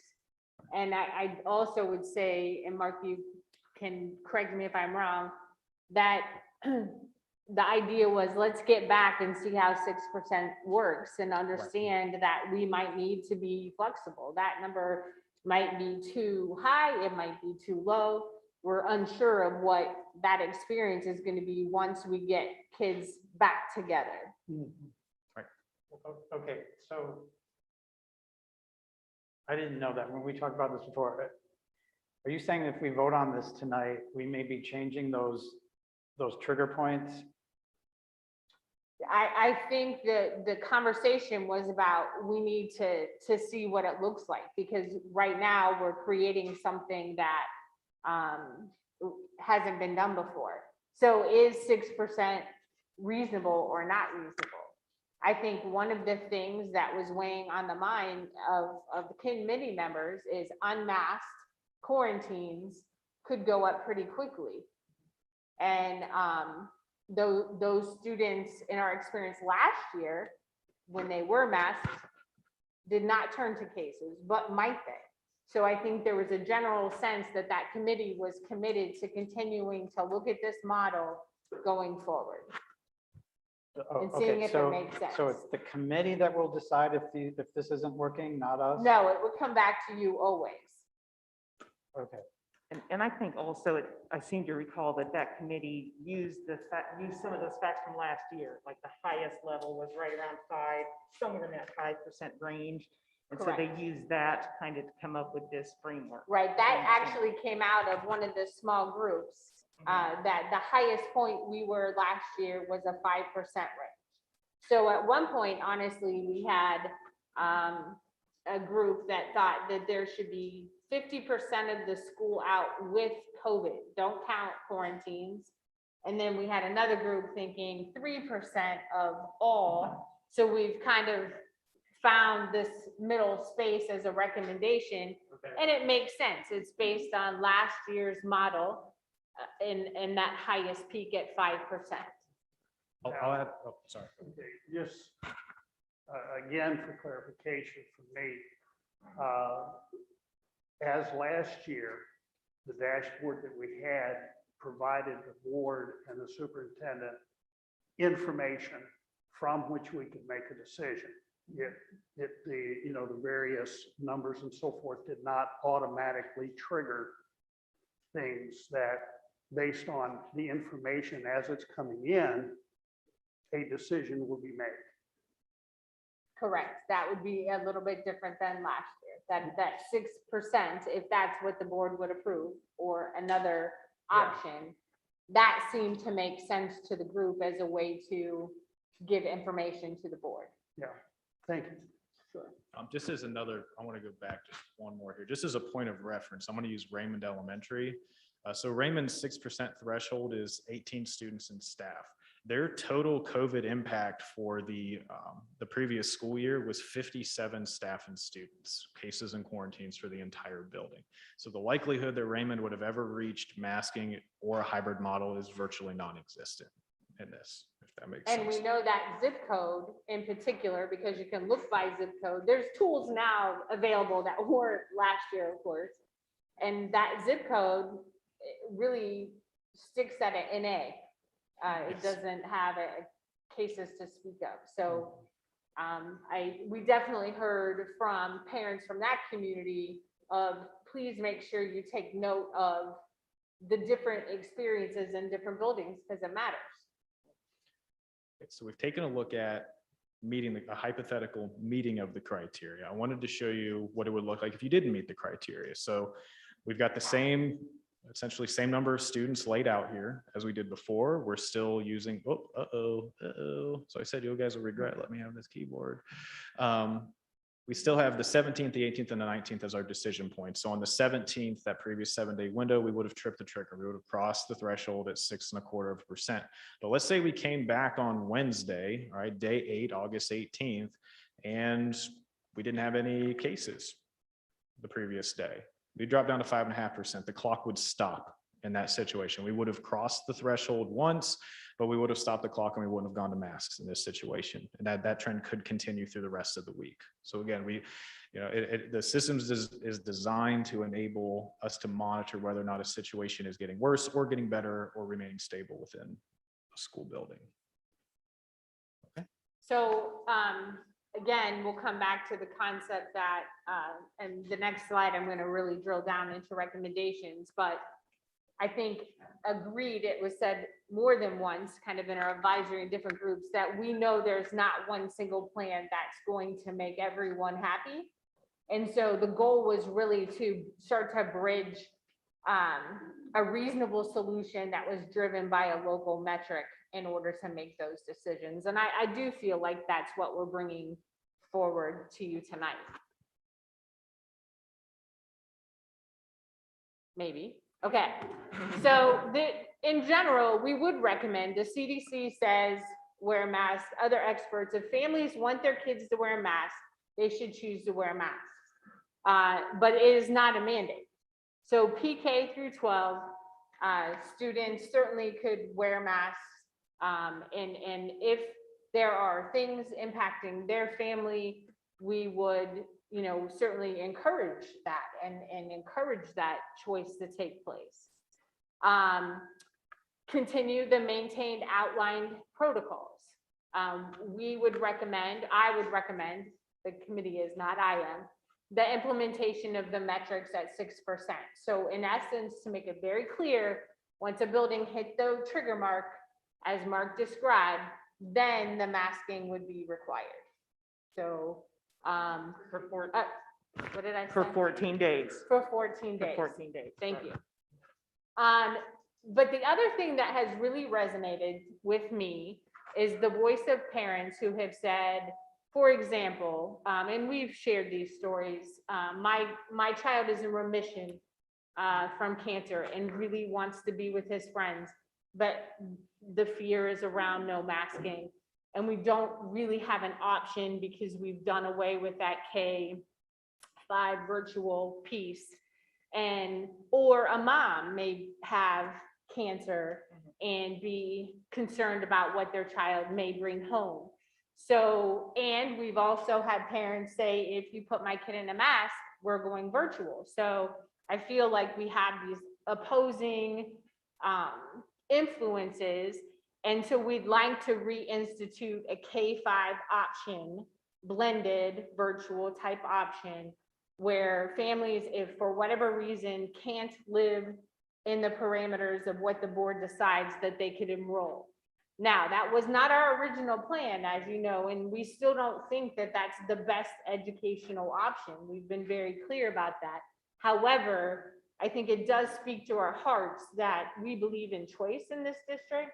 And so creating a choice to help families wherever they are on the spectrum makes a whole lot of sense. And so I'll talk a little bit more about that in the next slide. And then my recommendation to the board, and ultimately, obviously all of you would decide, but my recommendation is that we as a governance team agree to a weekly meeting, just to continue to make this a priority, to understand. We've certainly heard passionate voices tonight, and in order to honor and respect all of those, I think it's worth our time and attention to regularly meet. I will be getting updates, and so will my central admin team every morning, just to monitor and see where we are. So generally speaking, those would be the pieces of the framework. As far as the virtual blended option, Mr. Chafin and Ms. Thompson have been working diligently to get that launched. We're currently talking to some staff members about overseeing that. And we plan to have a district communication go out Monday, kind of telling parents where we are, how they could express an interest. Mr. Stackhouse has agreed he's doing the 512 option to also be the admin to umbrella over that. So we have some pieces in place for oversight. But I just think it's important to recognize that piece and provide that option for families. Would you see that it would be a similar kind of situation as last year, where if somebody signed up, it would be for a quarter or a semester or something like that? Yeah, I think that makes it easier on the kid and the teacher and the family. So making those times that are natural transitions, so trimesters at the elementary, and it's semesters at the upper grades. So.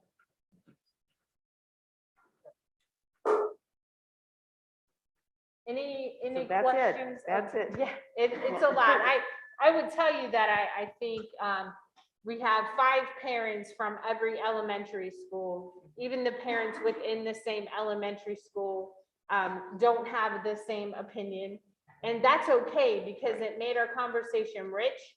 It made our conversation thoughtful. And I think everybody had to give a little bit to make some concessions and start to think about, you know, starting that experience, no masks. That is new, recognizing that some people may fear that, other people are embracing it, and then trying to have a common sense metric that moves through kind of a continuum of service that we could provide.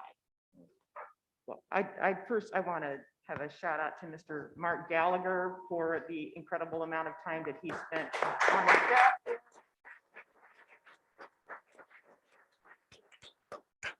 I mean, it's so easy to read, and I love all the different things that you can click on to get more information. And you know, it's based on data, and that's what you guys did last year. After we had a little bit of time, you created that dashboard, and having data for us to be able to make decisions is so helpful. And more importantly, I think it's important for our parents to be able to see that data and have a better understanding of what's driving our decisions. So I really appreciate that. Your entire staff, the amount of time, I mean, you have been working so hard over the entire summer, and especially since our last meeting in July, as things have started to ramp up. You know, there's just been a real focus on, as you said, trying to find that common ground and trying to find some solutions. I'm thrilled that we are offering that blended virtual option now.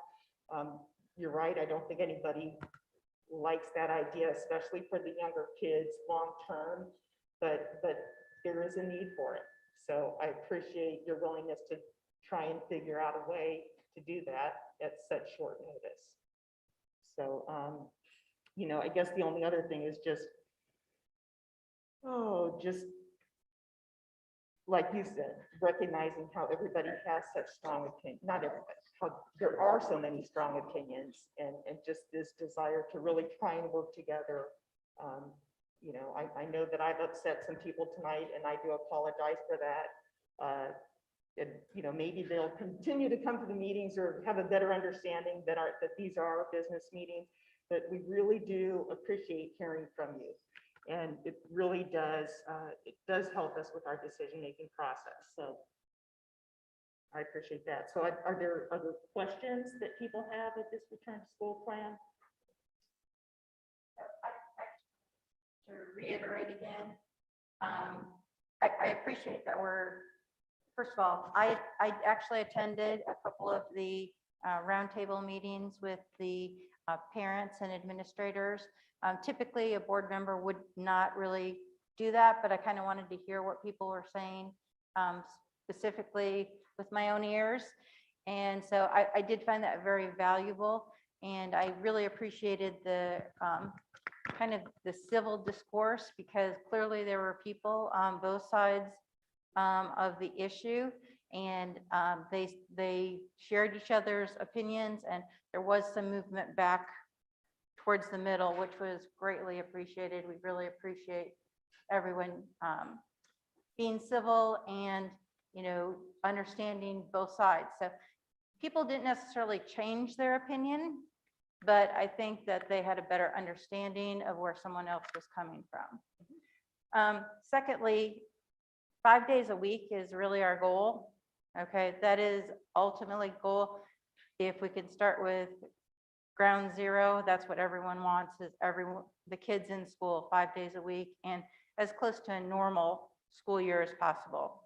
I appreciate the 6% flexibility, because we're going to kind of have to look at what that looks like, because if you are dealing with a family, for example, that has 2 or 3 kids all in elementary school, and the family tests positive, you could potentially take out, you know, 15, 20, 30 students just by one family getting sick. So that's something that we're going to have to be kind of cognizant on, and I appreciate that flexibility.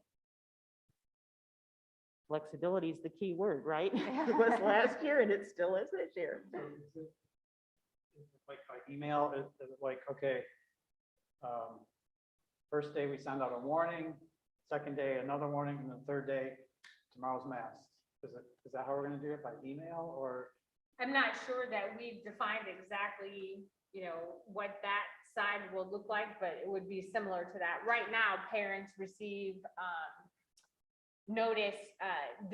Some of the rules have changed once again. So parents last year received a notification every time there was a building incident. Now it's classroom only.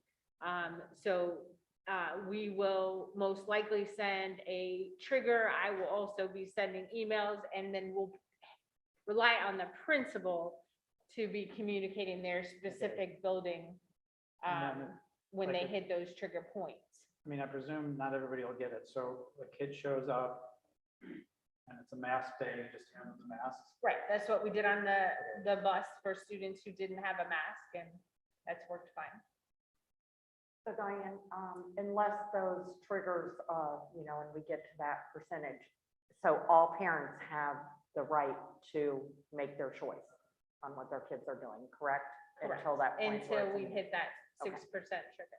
Okay. Well, the other thing, I think this is true, if there's a mask mandate, let's say 14 days, there is also a form for a medical exemption, correct? There Is that are right? there are face mask exemptions that go through Kim Jude's office. So for religious and different medical needs, you can Okay. apply for a face mask exemption. One of the things, I've got a couple things. One is COVID, one gentleman said, it's gonna take herd immunity. It's gonna take the entire community to protect, the individuals and all our kids. So, whatever keeps you safe, whatever keeps your kids safe, please do that. Because the more we protect ourselves as individuals from COVID, the less opportunity the disease has to come in contact with the kids.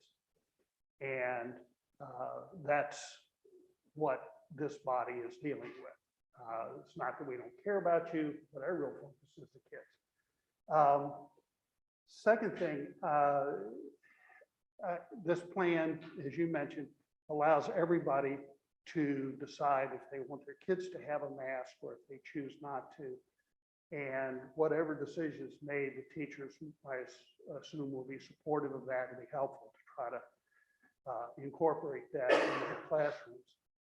Our goal is to make sure that every kid, every student gets a quality education. And I like that the plan has the flexibility for in-person as well as virtual. I don't think, I think the hybrid, worked last year to some degree. It was certainly better than kids not having any in-person opportunity. And so I like the fact that this plan will allow that.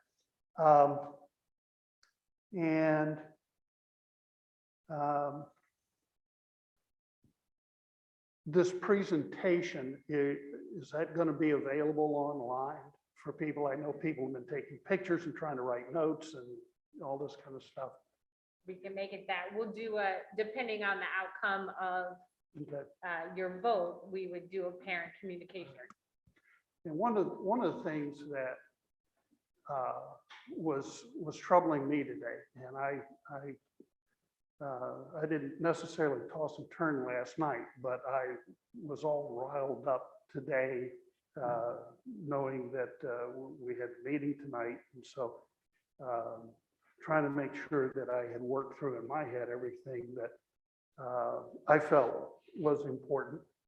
And one of the things that I had not heard is if we go to a mandate, I know we have talked about the issues and problems with enforcement.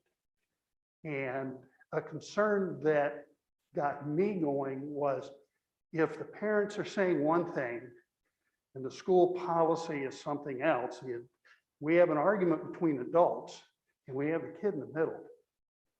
And that's not where kids need to be. The adults need to be able to figure it out, talk it out, compromise, work out their disagreements, agree to disagree, whatever it takes. But don't put the kids in a situation where they're feeling pressure from mom and dad in one direction and from school and teachers in the other. We need to come together as adults and be able to recognize that we need to be able to focus on the kids and do the right thing for the kids.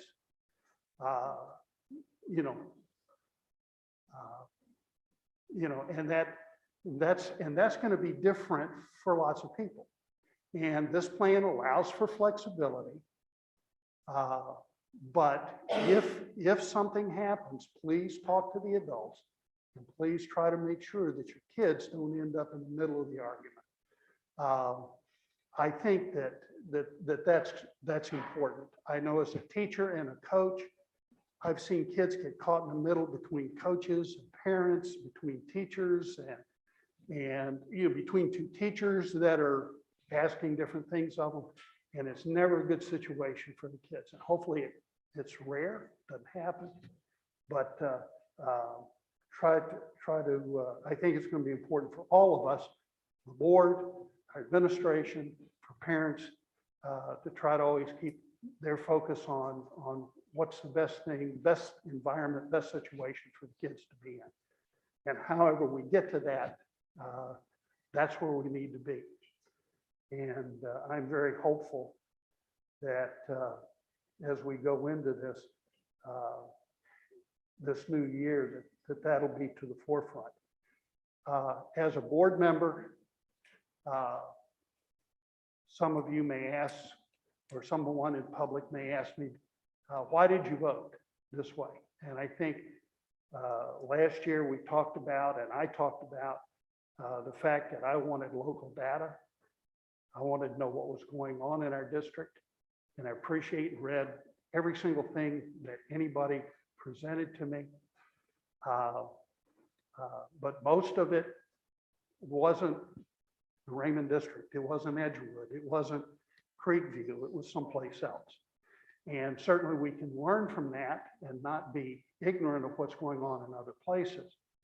But I see this start at the beginning of the year as providing us the best local data of what's going on in each of our individual buildings, and will help me as a board member as we go through make decisions. Do we need to adjust the 6% either up or down? Do we need to look at some other metrics? I know last year the dashboard changed a time or two as we got into it. And so I look forward to the challenges of the year and appreciate all the hard work that went into this. And I appreciate the information that will give me to help make decisions as we go forward. I'd like to follow up on that a little bit because some of your comments reminded me of an email that we received about bullying. And so just kind of that reminder again to parents, they were talking about at the bus stop at pickup, and apparently some parent made a disparaging comment to their child about another child who, whatever, it was one person wearing a mask, one person wasn't wearing a mask, and a parent made a negative comment that was overheard by the other kid's parents. So again, just a reminder, our kids are watching us and they're looking to us to be role models. So again, that respect and honoring everybody's opinion. And the other thing is I did attend a student achievement liaison meeting last night, and 26 different districts were represented. And what was so interesting was the incredibly wide variety of approaches that they're taking and experiences that they've had in their district. So a lot of them have been starting optional masks. Some of the bigger cities mandated masks, which isn't surprising. But listening to even just the reactions of their parents, some communities had no issues whatsoever. They might have heard from one parent. Other issues or other districts had a parent had to be taken out by a police officer from their meeting. So it struck me and it reminded me how important it is to stay local. And that's really what we're trying to do. Like you said, base it on our own local data at the building level. And I'm just so glad. And I love the fact that it's updated real time. We're monitoring it 7 days a week, 24 hours. So that gives me comfort for our families to know, have a better idea what's going on in our district. So I love that. Yeah, and I don't know if we're going to pass this tonight or not, because that's later in our meeting that we actually vote on it. But I will say that if it passes and we continue to have kids in school without masks, but we're also recommending that unvaccinated people wear masks, there will be teachers and children with masks on. Okay, there already are. Let me finish, please. Let me finish my point. Excuse me, ma'am. Let me finish my Ma'am. point. I'm not just talking to this room, I'm talking to anybody who's on the live stream. We have a no bullying policy in this district. We will not tolerate bullying of one kid against another, whether they're wearing a mask or not. The teachers are on it. The administrators are on it. If a family decides that their kid is going to wear a mask, regardless of what the policy is in the district, they will not be bullied. Period. And conversely, that's all I wanted to say, to reassure the excuse me. parents that we're on it as a district. Yep, and you know, that just kind of reminds me, because over the last month, I've really been trying to talk to my neighbors and friends, hear their opinions and things like that. And one of my neighbors is actually a nurse at Children's Hospital. And she was, my gosh, I know, she was just talking about the fact that people wear masks for a variety of reasons, not just COVID, you know, and so that's been going on for a long time. So anyways, I just wanted to bring that up, just that awareness of people that maybe they've been wearing a mask their whole life because they have a transplant or, you know, something like that. So anyways, are there any other comments or questions of Diane about this return to school plan? Like Brian said, we will be voting on it later in the meeting. I take it that the end of your superintendent update. Okay, we're up to the treasurer's report. Excuse me, ma'am, ma'am, the questions, you need to save your questions for after our meeting. This is our business meeting when we need to take care of the business of the district, and we have our meeting, so. Okay, yes. Yes, no, she's directing it to the board. Yes, sure, thank you for asking that. Sorry. Try and clarify that, and I probably could do a better job at the beginning of the meeting to explain to people, you know, that this is our business meeting, and so we allow the public to come and watch, but yes. Gotcha. Yes. Just a couple of quick updates. First, just an update on the progress of our gym project. I'm gonna bring those up. The bleachers are fully in.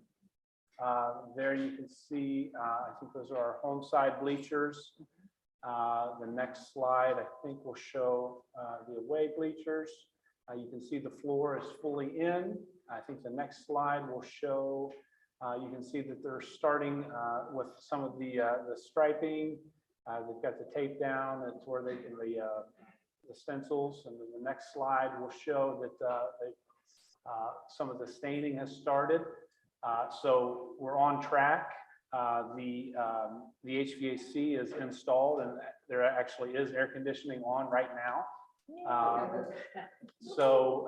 Before we have our next meeting, in lieu of some major catastrophe, this will be completed. We're slated to be done early in September. The only other update I had, I was going to talk about the enrollment study coming up, but we pretty well hit it about 3 different ways. So I'm not really going to talk much about it, other than just to point out, you know, the enrollment we had an enrollment study done around 3 years ago, and what that enrollment study really found was we weren't, you know, growing significantly. It showed that for the previous 10 years, we've been around the 5,100 to 52, 5,300 number. Each year over the last 10 years without much variation. We already talked about having one of the larger kindergarten classes this year that we've had in the past decade, already showing that we've grown by over 200 students. So this enrollment study that we're having coming up could have a serious impact on you know, our potential building needs, and then obviously our building needs could have an impact on our levy needs. Just bringing to light the importance of this enrollment study. Back when the enrollment study was done, I think we were projecting around 400 new units or housing permits per year. We've shown over 2,100 since I think it's just in the last year. So you know, it's no shock to anybody that there's just been an explosion of growth in the housing. So what we need to find out is, you know, what does that look like for our enrollment? More to come. Just kind of highlighting the importance of that.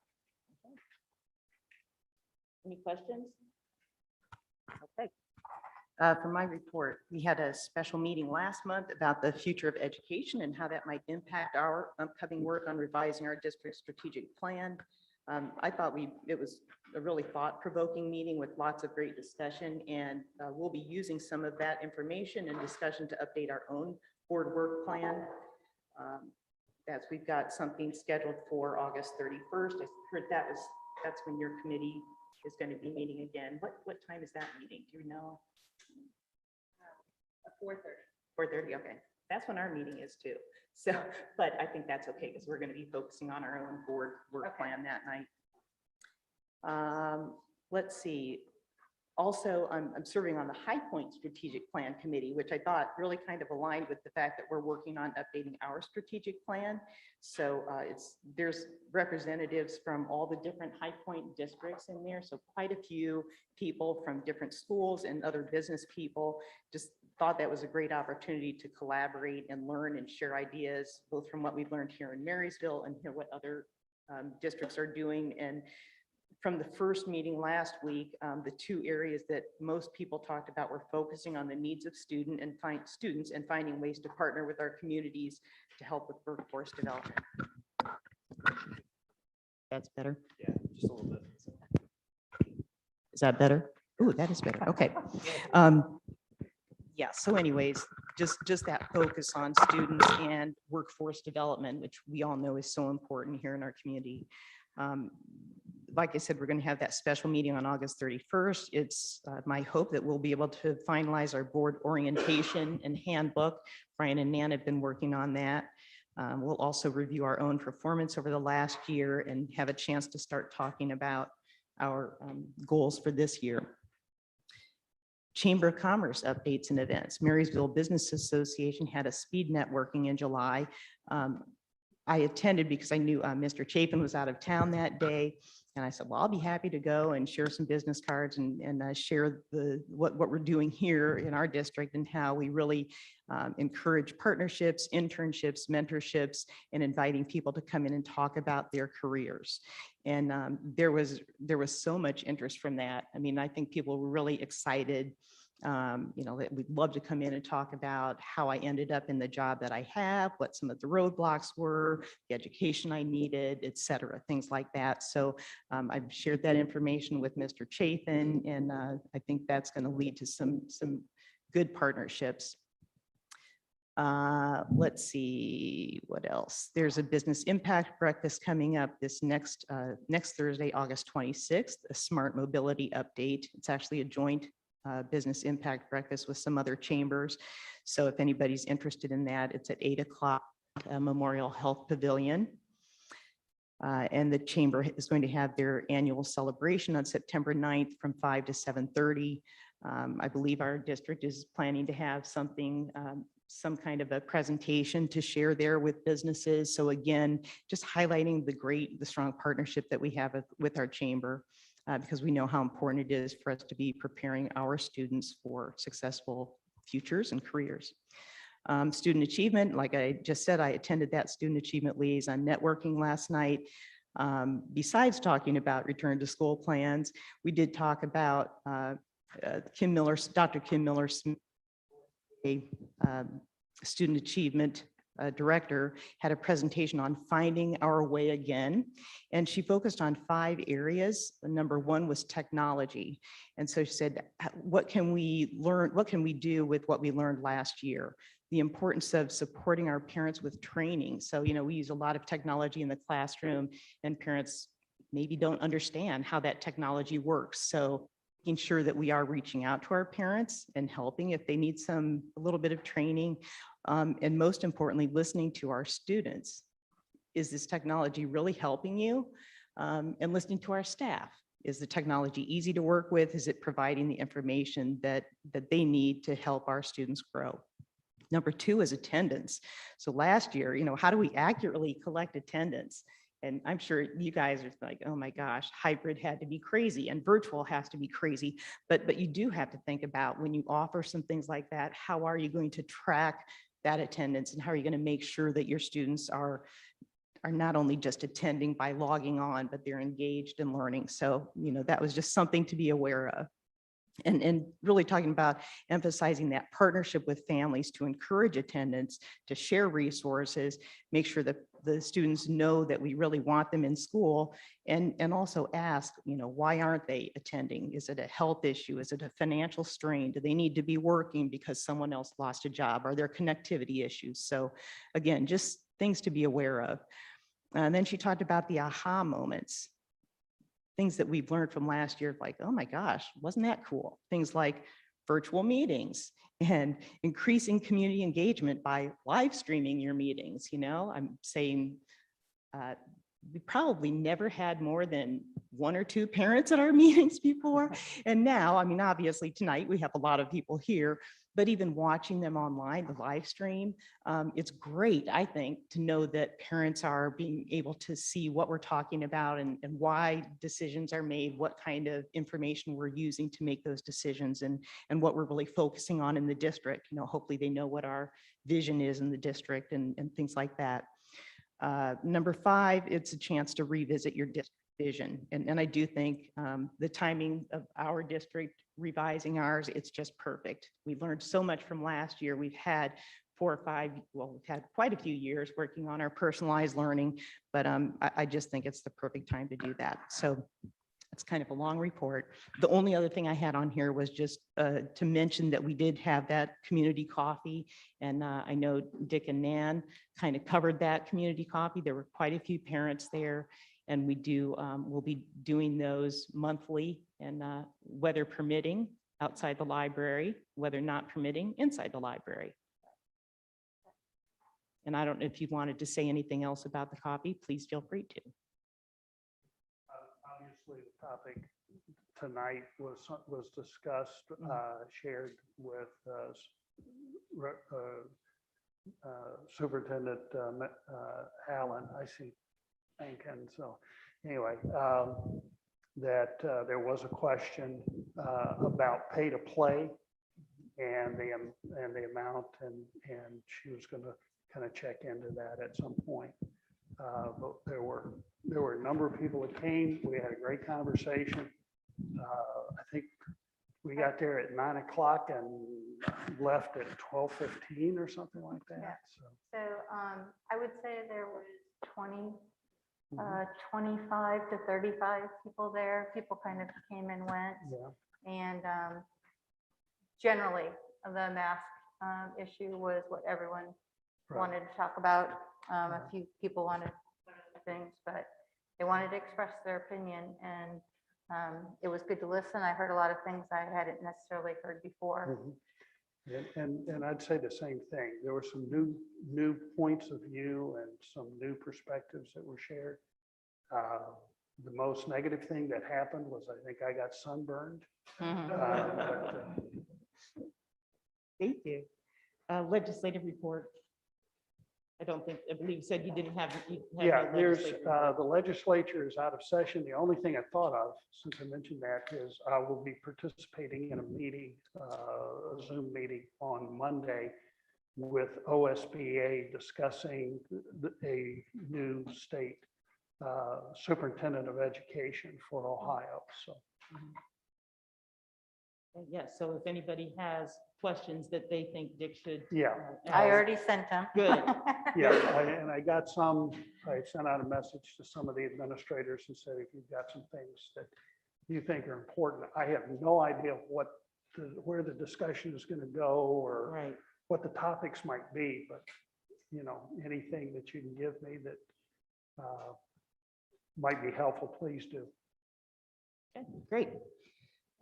Amy, safety report? Yeah, I put some papers up there. There's just a couple little things from the Union County Drug Coalition, the Youth Drug Coalition. They put out some paperwork to ease the transition back to school, because there's certain times in an adolescent's life where they're at greater risk for the onset of alcohol and other drug use due to increased stress. And with the uncertainty of everything the way it was last year, how these kids are walking back in, not real sure about what they're walking into and all. I just thought it was a really good kind of transition, kind of 10 things that if parents are having some issues, they might want to pick up one of those and look at it.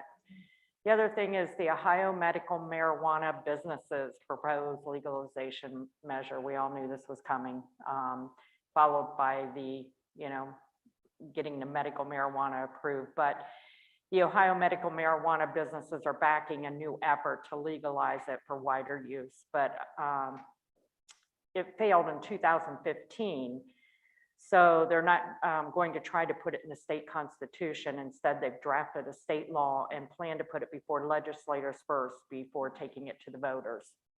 So they're going to try to kind of do a backdoor on it right now.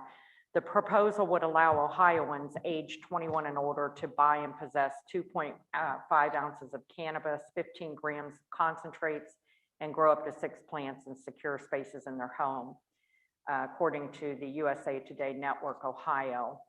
Ohio's conservative legislator reluctantly legalized medical marijuana in 2016 and has shown little interest since in either modifying the highly regulated program or expanding it. So right now, they're going to be trying a lot of ways to get recreational in, but Ohio didn't pass it before, so we'll just have to stay tuned. And I also put that up there if anybody's interested. I put paperwork up by the sign-in sheets. Thank you very much.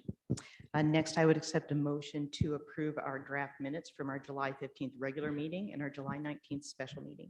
So moved. Motion by Ms. Powers, Second. second by Ms. Savage. Any corrections, comments on the minutes? Roll call, please. Yes. Yes. Yes. Yes. Yes, motion carries. Next, we're to our Board of Education items. We have 3 items in there, and then I'd like to accept motions on each item separately. So the first one, I would accept a motion to approve the return to school plan as presented tonight. So moved. Motion by Ms. Powers, Second. second by Ms. Savage. Comments, questions, discussion? Number one priority is keeping our kids in school 5 days a week. In-person learning is very critical. In-person learning for K-3, super important. Learning those basic skills of how to read and write, very critical. Social emotional benefits of being in school 5 days a week have been cited by numerous pediatricians, even local pediatricians here in town. The feeling of isolation and depression are real things that kids have been dealing with the past 18 to 20 months. So we need to keep that in mind. Bullying, Brian brought up a really good point. You do you. Okay. I think that's kind of what we're saying right now. Parents, do what is best for your child. Okay, and as a school district, we're going to support your choice. Okay, I think it's important that we stay flexible, just like we did last year with the 6%. Is that the number where we want to be right now? Kind of seems like it is, but let's see how the year unfolds. Testing strategy for how to test kids that they can get back into school if they've been subject to a quarantine, getting them a test that shows negative to get them back in school more quickly, I think is going to be really critical. We want every kid in school every day. That's our ultimate goal. And again, the quarantine guidelines, parents really, really, really need to take a look at those guidelines because they are relatively the same as last year. So that's a personal choice. If you based on a parent's choice, the quarantine results could be a 14 days out of school, even with mitigation and testing. So that's something that parents need to really evaluate for themselves. Diane, I really appreciate you keeping it local and giving the parents a choice to do what's best for their family and their kids, and to look at our district as our district and not beyond that. I think that is great. So So I'm going to say a couple procedural things before I give my opinion about this, and I want to continue to hear everybody else's. In case you're not aware, we don't meet outside of this room. I don't know where the rest of the board stands on this. They don't know where I stand. And This is when that's based on law. We're not Right. allowed to. This is where we find out. Okay, and this is where we discuss it between ourselves to see where we stand and make a decision. It's very difficult for me to not vote for this because I know how much work went into it. Okay, and I appreciate that work. I appreciate what the task force did. I appreciate what Diane has done and what Mark has done and everybody else who was involved. So that's number one. I'm inclined to vote for it just because of all the work.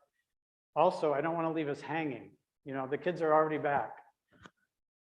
But I talked to Diane earlier today, and I know how this board works. If we vote this down, we're not going to be left hanging. Okay, we are not going to do that. We will turn quickly. And I'm not going to get into problem solving mode. I don't know what it'll look like if we vote this down, but we will have a plan. We will move forward. So having said all that prefatory, I have to say that I'm against this plan. And the reason is because it's in violation of the guidelines that we're getting from our public health officials. When we started this whole journey last year, which was thrown on us, it was a shock to everybody. We all said that, if I remember right, we all said that we're going to follow the guidelines by the health professionals that are trained to evaluate these issues and guide us in what to do. I'm not a health professional, I'm a musician. So I don't know what we should do about this, but I also know there are people who have spent their lives and their careers studying epidemiology and public health.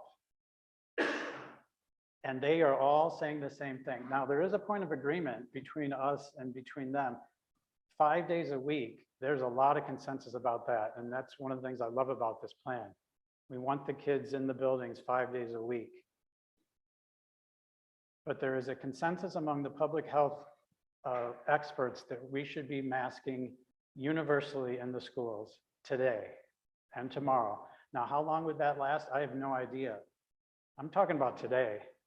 Okay.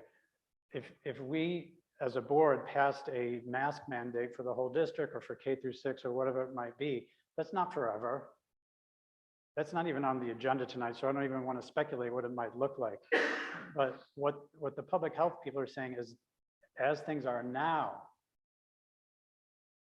we should be masking everybody coming into the schools. The CDC said due to the circulating and highly contagious Delta variant, CDC recommends universal indoor masking by all students, teachers, and visitors. That's the CDC. ODH, that's the Ohio Department of Health. Masks have been proved, this I'm quoting from them, masks, and by the way, this is all recent. These are all recent recommendations, not from a year ago. Okay, the CDC recommendation was from August 5th. The Ohio Department of Health is from July 26th. Masks have been proven to be extremely effective in slowing the spread of the virus. Ohio researchers conducted an evaluation last year that showed that masking helped control the spread of the virus in Ohio schools. Now, the AAP, the American Academy of Pediatrics, they recommend universal maskings in school at this time. Those are doctors, okay? They treat kids. They're not public health specialists. I take the public health input a little, give it a little bit more weight. The Union County Board of Health, unvaccinated persons should be masking in public indoor settings or settings where social distancing can't be maintained. That's our local Board of Health. That's local. Governor Mike DeWine, Tuesday of this week, urged Ohio K through 12 schools to implement mask mandates. So he's talking to us. They didn't do it at the state level, and we haven't done it at the national level, but we have the freedom as a board to do that legally. Now, I don't take Governor DeWine's urging quite as seriously because he's a politician. I'm trying to listen to the public health people. Now, everybody who wrote a note on this, I read. Every single parent who spoke here tonight, I listened to. I've had many, many conversations with teachers, with administrators, with kids, with parents. I've listened to everybody. But I'm in a position tonight where I have to be part of a group that's making a decision about whether we should mask or not. I'm not going to go with the parents. They're not public health experts. Neither am I. The public health experts are telling us we should be masked in the schools right now, not forever. So I'm going to reluctantly vote against this. Now that's not very personal. That's quoting a bunch of authorities that aren't in the room. Personally, I think there's a fatal flaw in this plan. As much as I appreciate the work and I'm sort of in awe of what you put together. But the fatal flaw is we don't mask until there are cases. And that makes no sense to me. Masks are effective at stopping the spread of COVID. Number one, that's been established over and over and over again by study after study. Number two, the masks do not hurt the kids. Now, I know that it's not the opinion of everybody listening to this live stream, but the few studies that have been done show that the masks do not injure the kids, that you can breathe through them. If a kid can't learn phonics because he has a mask in front of his face, I would say put the mask down during the phonics lesson. If there's a kid who has a particular health issue, he can get an exemption. Okay, so I'm not hearing public health people telling us that we should do something that hurts kids. They're telling us we should do something that protects them. So the analogy that I would throw out for whatever it's worth is this policy is like we're saying, well, seatbelts protect us, but let's wait until we get into 4 or 5 auto wrecks. If that happens, if we have 4 or 5 auto wrecks, then we'll start wearing our seatbelts. Why are we waiting to mask up until we have cases when we know the masks don't hurt the kids and they do block transmission? Now, in terms of the numbers, I think most of us are familiar, but this is crucially relevant to the discussion. We have lost 378 kids to COVID in this country as of last week. 378 children have died of COVID. Now, have died of COVID as of last week. Now, the blessing of that, and I thank Please God hold your for this every comments, day, please. is that as a percentage, that's extremely small. That is a great thing about this pandemic. It spared the youth, it spared the children. And I thank God for that every day. It's not like the 1918 Spanish flu epidemic that went after young people. 378 percentage-wise is very, very small. But to those families, it's the world. It's the world to those families. Their world has crashed. We lost 304 people to school shootings since Columbine. 304 people, not kids, adults and kids. Over 20 years, we've lost 304 people to school shootings. And what have we done? We have done school resource officers. We've done the active shooter drills. We're turning our schools upside down to try to prevent another kid from being killed in a school shooting. And that's for 15 kids a year. So this is just me reasoning through it. This is how my mind works. It doesn't make sense to me that we're not willing to take a simple protective step of mandating masks at least for K through 6, when we've already had 378 kids die of COVID in the last year. Now, having said all that, if we end up voting this down, I'm willing to discuss what policy makes more sense. If we vote it in, I'm going to be behind it. I'm going to support it. I'm going to support this district, whatever we vote. And I'm going to be positive about every kid and every teacher and every staff, whether we're wearing a mask or not. I don't like masks.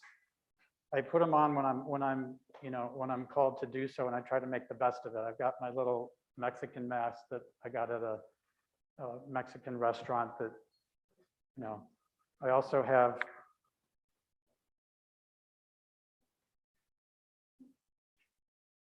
You know, so my point is, I think that this plan is fatally flawed for the reasons I already said, but if we pass it, I'll get behind the district like always. And I respect everybody's opinion on whatever side you're on. I've listened to every opinion, and the same thing with the board. Well, Brian, I spent the day struggling with everything you just talked about. Trying to figure out, you know, what's the right thing to do, not for me, but for the kids. And trying to come up with what I thought was the best solution. And you're absolutely right. Last year, we said we would follow the science. And I think we did that. Now, a lot of that had to do with the fact that there was a state mandate that was in place. There were health department mandates and so forth. And because I deal with the politics of education and so forth, Senate Bill 22 prohibits the health departments or the governor from issuing stronger orders. And in essence, this decision has been pushed to us. Now, while following the science, I also know that we said we were going to focus on local and what was going on in our district, and we were going to make data-driven decisions and so forth. And so for me, as I looked at this today, that was where I kept going back and forth. You know, do I just focus on the science aspect of it? You know, what weight do I give to local data and what's taking place in our community? And it had me, this was a miserable day for me today, going through all of that.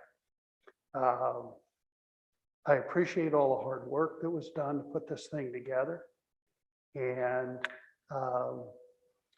I know for me, from my experience, I was born before there was a polio vaccine.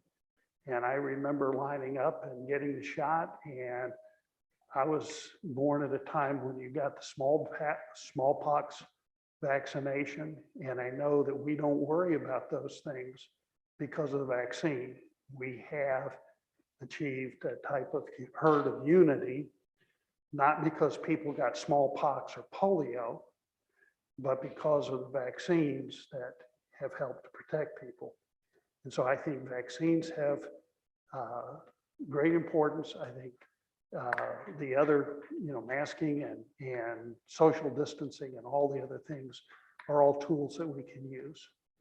And I am bothered by the politicalization of health. It would be much easier for this discussion to take place in a different environment.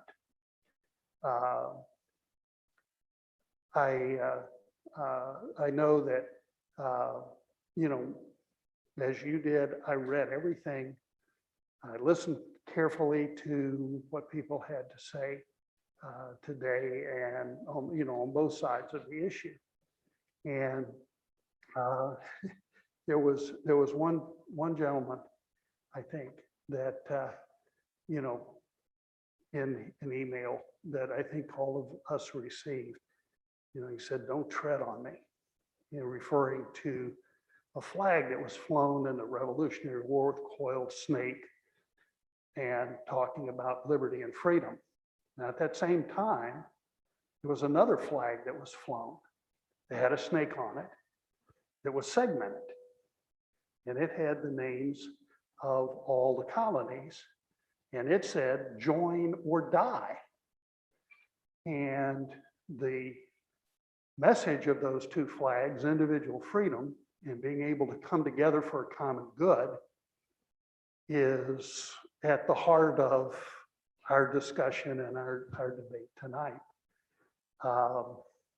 And both of them are important.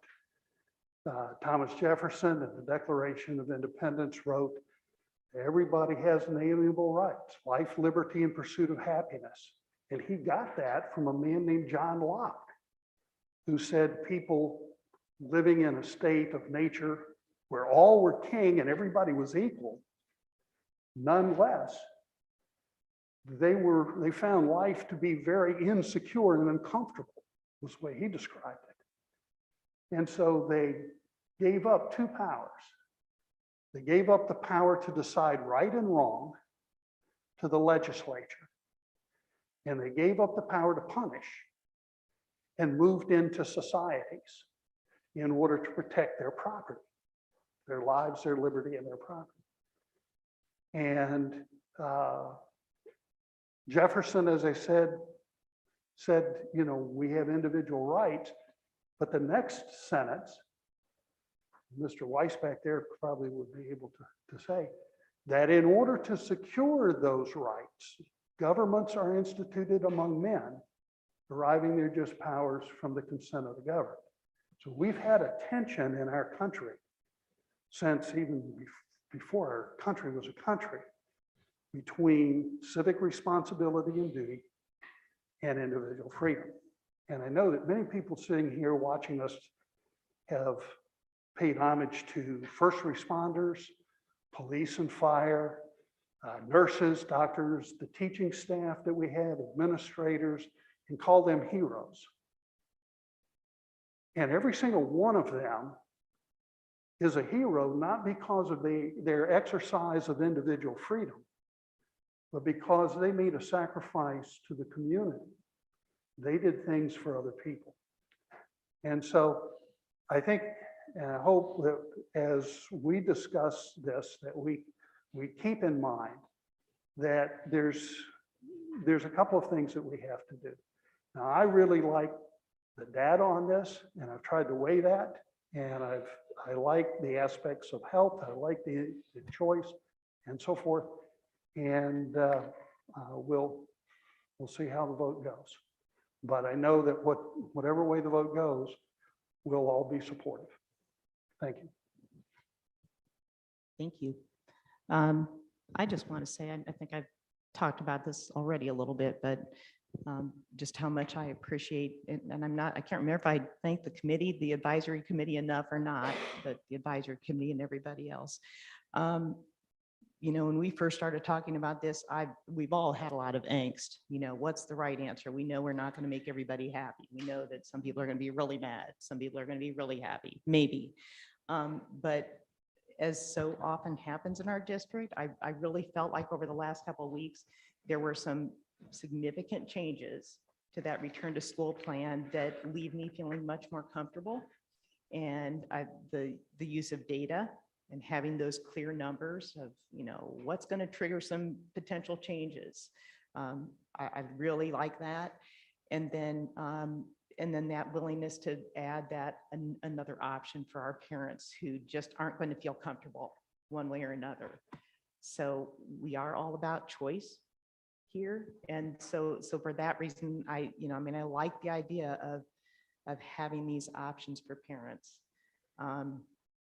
But yet knowing that we're willing to make changes if we need to. And so anyways, that's kind of all I have to say. I mean, well, yeah, we've talked a lot about this, and we know it's not easy. And that's clear. We talk to any district across the state, and many of them are going through the same challenges we are. And again, it's the focus on the kids, encouraging parents to be the best role models they can, understanding that we're all humans up here too, trying to do our best. So, any other comments? Okay, if not, we'll take a roll call. Yes. Yes. No. Yes. Yes, motion carries. And our return to school plan, at least for right now, has been approved. And the other thing I forgot to mention is just that that agreeing to meet on a much more regular basis. So we can, you know, hopefully we can, if it's going to be every Thursday or whatever day of the week seems to work for all of us. And my recommendation would be this is the agenda item, right?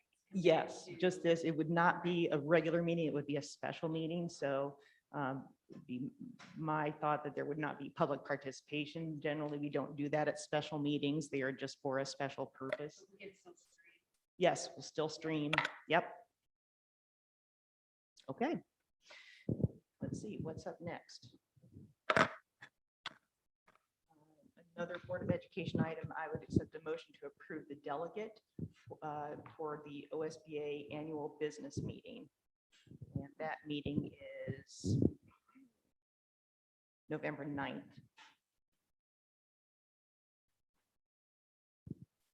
Would anybody like to nominate someone to do business? The delegate to the business meeting. Yes, I will delegate Nan. All right. We have a second. Second. Mr. Smith. Okay, so we have a motion to nominate Nan Savage as our delegate for the annual business meeting. Motion by Ms. Powers, second by Mr. Smith. Roll call. Well, we didn't get to discuss. Oh, yes, yes, discussion. My discussion is this something Did you you want really to do? want to be the delegate? No, I actually really enjoy it. It gives me an opportunity to do kind of a deep dive into the whole platform. And I really learned a lot each time I've done it. So I actually want to do it. And I know everyone else is rolling their eyes. That helps you decide how to vote. Okay, roll call. Yes. Yes. Yes.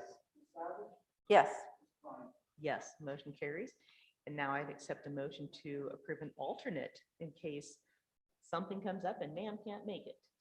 I would like to nominate Dick Smith. Do we have a second? Okay. I'll second. All right, a motion by Ms. Powers, second by Ms. Savage to nominate Dick Smith as the alternate. Any questions, comments? He's done Roll it call, before, please. right? Roll Yeah. call, please. Yes. Yes. Yes. Yes. Yes, motion carries. Next, I'd accept a motion to approve the treasurer CFO action items. So moved. Motion by Ms. Powers. Do we have a second? Second. Second by Mr. Smith. If anything you need to elaborate on? Only thing I would point out, look at the variances compared to the original forecast. The biggest thing that jumps out is that advance, $2.7 million. So that was the full advance that the PI fund, for the general fund, paid fully in June. So that was good news that the PI fund is in great shape to do that. General fund is now made whole with that. We still have, I think, about $450,000 that the self-insurance fund still owes the general fund. Do that this year, but at the same time, we are trending in the right direction. So hopefully next year we can do that. Also, I just point out the donations that are listed there. Thank you.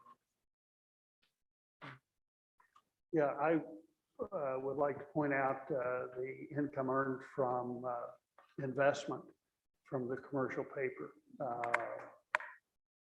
That's nice. I know interest rates are incredibly low, but it's nice to know that we've got money at work. I also just wanted to comment, I know, we've got a very healthy ending cash balance right now. And I think, some people that maybe haven't listened to the meetings before, or maybe don't understand school finance, just, maybe kind of that overview on how a healthy cash balance now with the positives of it, but the reality of school finance might be a little helpful. Yeah, so, obviously, a lot of things that have taken place in the last several years have helped us get to where we are with this healthy cash balance. But recently, I think this is probably the peak of our into that due to state funding. State funding was part of the reason that helped us get there. That state funding, we had state funding increases, significant amounts in some previous years. With the new state funding formula passed, really is pretty much leaving us flat without any growth. What we don't know yet is with our student growth, what will state funding look like? Hopefully in October, we'll know, and hopefully at least some growth in revenue. In previous years, it would have been no help at all, been capped and not received additional revenue. So we don't know yet what that's going to look like. But, we're still, you can bring up the word TPP, because, been talked about for over a decade, but we're still losing TPP revenue between $600,000 per year. So it brings flat state funding with negative $600,000 in reimbursement. So our revenue is either flat or declining forecast, which is leading to starting to eat into that cash balance. And thankfully, we do have our cash balance policy that, allows us to really keep a close watch on that and plan well in advance of anything that we might need. So I just wanted to point that Todd, out. could you just remind me once again, what's our breakdown between state funding for our district versus property tax, local property tax? Historically, we were typically, it's been around 50/50, give or take. Historically, it has been a little higher on the state funding side, maybe 54, 46, 53, 57, that kind of thing. But it's really flipped now, and it's pushing more towards the local is a little higher than the state now. It's kind of probably around 53 to 54% local now, and I think the main reasons behind that, the state looks at us from a relative basis as a wealthy district. Property values are high, median incomes for our residents are high. They look at that and say, well, you guys are able to afford to pay a little more on property taxes, so we're going to give you a little less on state revenue and give that to the districts that are on a relative scale less. Now, Todd, you mentioned earlier, we've got 2,100 new building permits and there's more being discussed and so forth. Does residential growth generate new and extra dollars for us? Not as much as the client, it just can. So a new house that didn't exist before, that does generate new revenue. So we will get some additional revenue based on new housing. But the cost of educating the student there is around $10,000 give or take. So a house that comes in and has 2 or 3 students, does not cover the cost of educating those students. That's where additional state funding helps.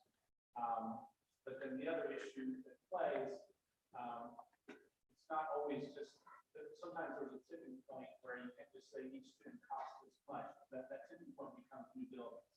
So when you have to build a new building, the operating cost along with that building, hiring an entire new staff, creates a significant upfront cost. That really just messes up the whole system. Yep. Thank you. Any other questions or comments? Roll call, please. Yes. Yes. Yes. Yes. Yes, motion carries. Finally, I take a motion to accept the superintendent items. So moved. Motion by Mr. Smith, Second. second by Ms. Powers. Have quite a laundry list of things in my section, new hires, home instruction, retirement. You'll see some things were reformatted. With new staff in the HR department, we're trying to make some changes. So you'll see the split of certified and classified. Supplementals, there's a long list of supplementals, substitutes and volunteers. You have a approval of policies that we discussed last month. Additionally, we have a bid for 4 buses, which is already in our PI forecast and aligned with our spending. The organizational chart that reflects our restructuring and multiple field experiences at different buildings. So the highlight. Questions or comments?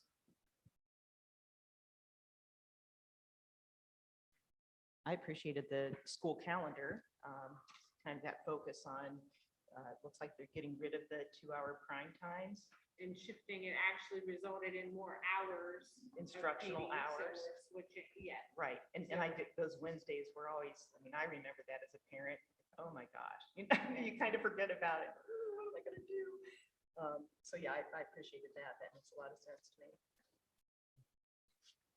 And then the organizational chart, I mean, I think that's a really exciting change in our district. So appreciate that focus on looking at people's strengths and trying to put them in a place where they're going to have an even greater impact on our student achievement. So that's, and supporting of our staff as well, so. Okay, roll call. Yes? Yes. Yes. Yes. Yes, motion carries. And now to our final comments. So we'll start with you, Mr. Smith. Appreciate everybody coming tonight. It was great to hear all of you and to have opportunity to listen to all the points of view.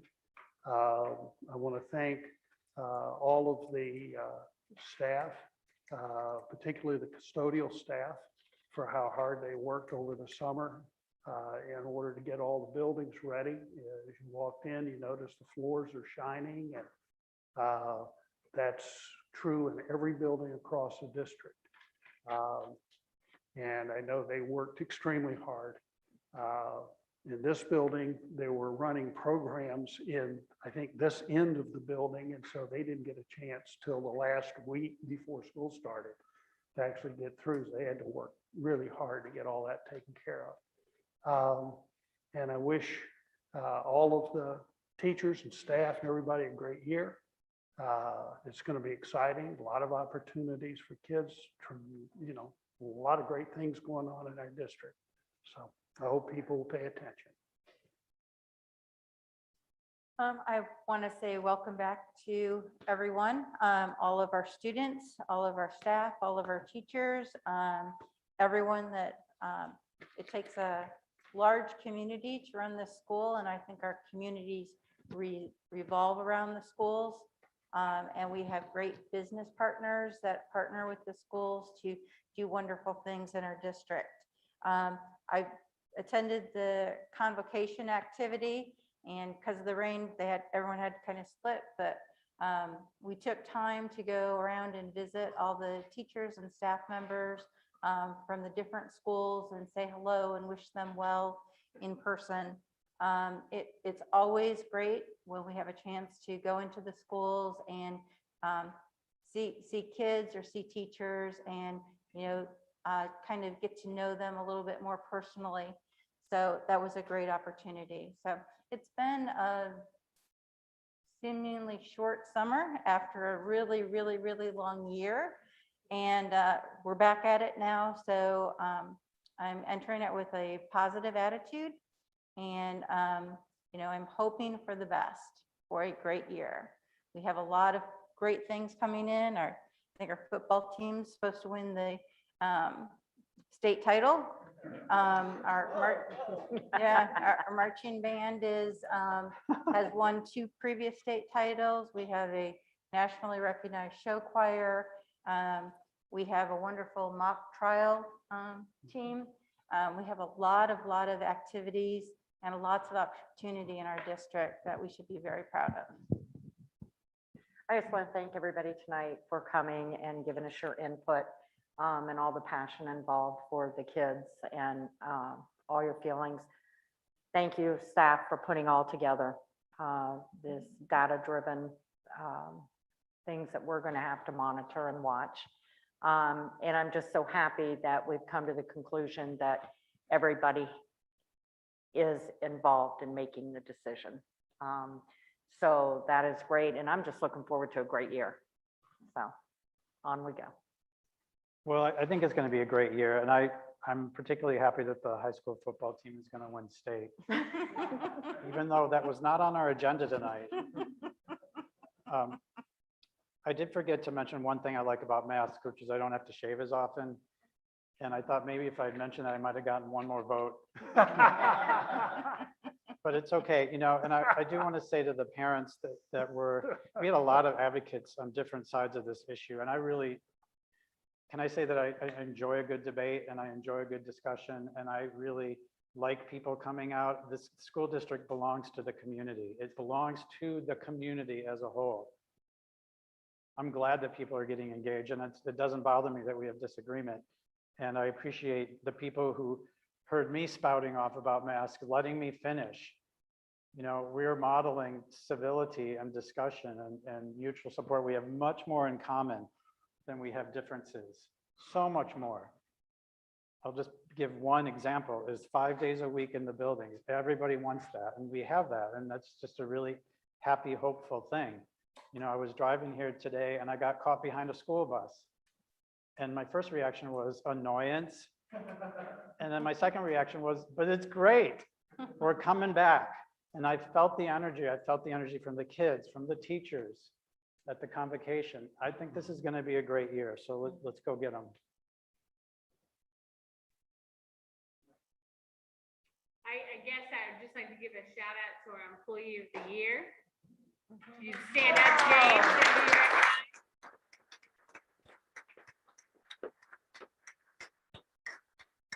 My pleasure to be able to, for us to be, 5 people in a room, for you to be recognized, but to a T, I've had comment after comment, James, of people who were so happy it was you, and felt that it couldn't be more deserving. So our tech team is pretty amazing, and you're just a pillar within there. So we appreciate that. Other than that, our message to staff, really of no surprise to all of you, was one about hope, and one about providing conditions in which every kid in Marysville can find a sense of belonging and purpose and hope. And I mean, that's what we're here for. And when it comes down to it, all these other things are going to pass, and we need to make sure, no matter what we're transitioning through, that we're creating those supportive systems and fully committed to being the beacon of hope for every single kid in this district. And I know our staff is geared up and ready, and already talking about that. So we're super excited for a new year. Well, congratulations, James. And I do want to just make a couple of sadder comments. We did have our councilman Hank Burby lost his wife this last month, and longtime Marysville educator Carolyn Mickley passed away last month. So I did just want to comment on that and share our condolences with them. Also, Chief Golden is going to be retiring, our longtime police chief, and talk about great partnerships. We have an amazing partnership with our police department. They are going to be having an open house for him on September 17th at the municipal building. So I'll try and send out a reminder. I know how much we appreciate him, everything he's done for our community. I love that convocation, and there was so much energy, excitement. And like you said, that theme on hope, the recognition that every employee has an opportunity to connect with and make a positive difference in a student's life. I love that. And I know how much our employees take that to heart. You know, you can just see it when you talk to them, their excitement, and when they're in the classroom, just how engaged they are in every student. On the strategic plan, I just kind of wanted to follow up on that a little bit, because I feel like our job as a board is to encourage partnerships, to educate our community, you know, on what's happening in our schools, how it's preparing our students for a successful future, and even how a board meeting runs. You know, we want to continue to monitor our resources so we can maximize the value for our community. But I'm so glad, because I feel like we have the right staff in place. We have such a great combination of veterans and rookies. And then to add to that, we have this amazing collaborative and creative spirit. So I am really excited for this school year too. And my fingers are crossed. I appreciate everybody's input. I appreciate our great conversations. And I hope people know how seriously we do take this. And we don't make these decisions lightly. So, and we will commit to continuing to monitor the situation and be as transparent as possible. So good luck to our fall sports teams. I'm not sure my husband would be willing to make the comment that you did, but, but I'm hopeful. How's that? Somebody sent me an article. said it was Okay, true. okay. So with that, I would accept a motion to adjourn. So moved. Motion by Ms. Powers, second by Mr. Smith. Roll call. Yes. Yes. Yes, motion carries. We're adjourned at 9.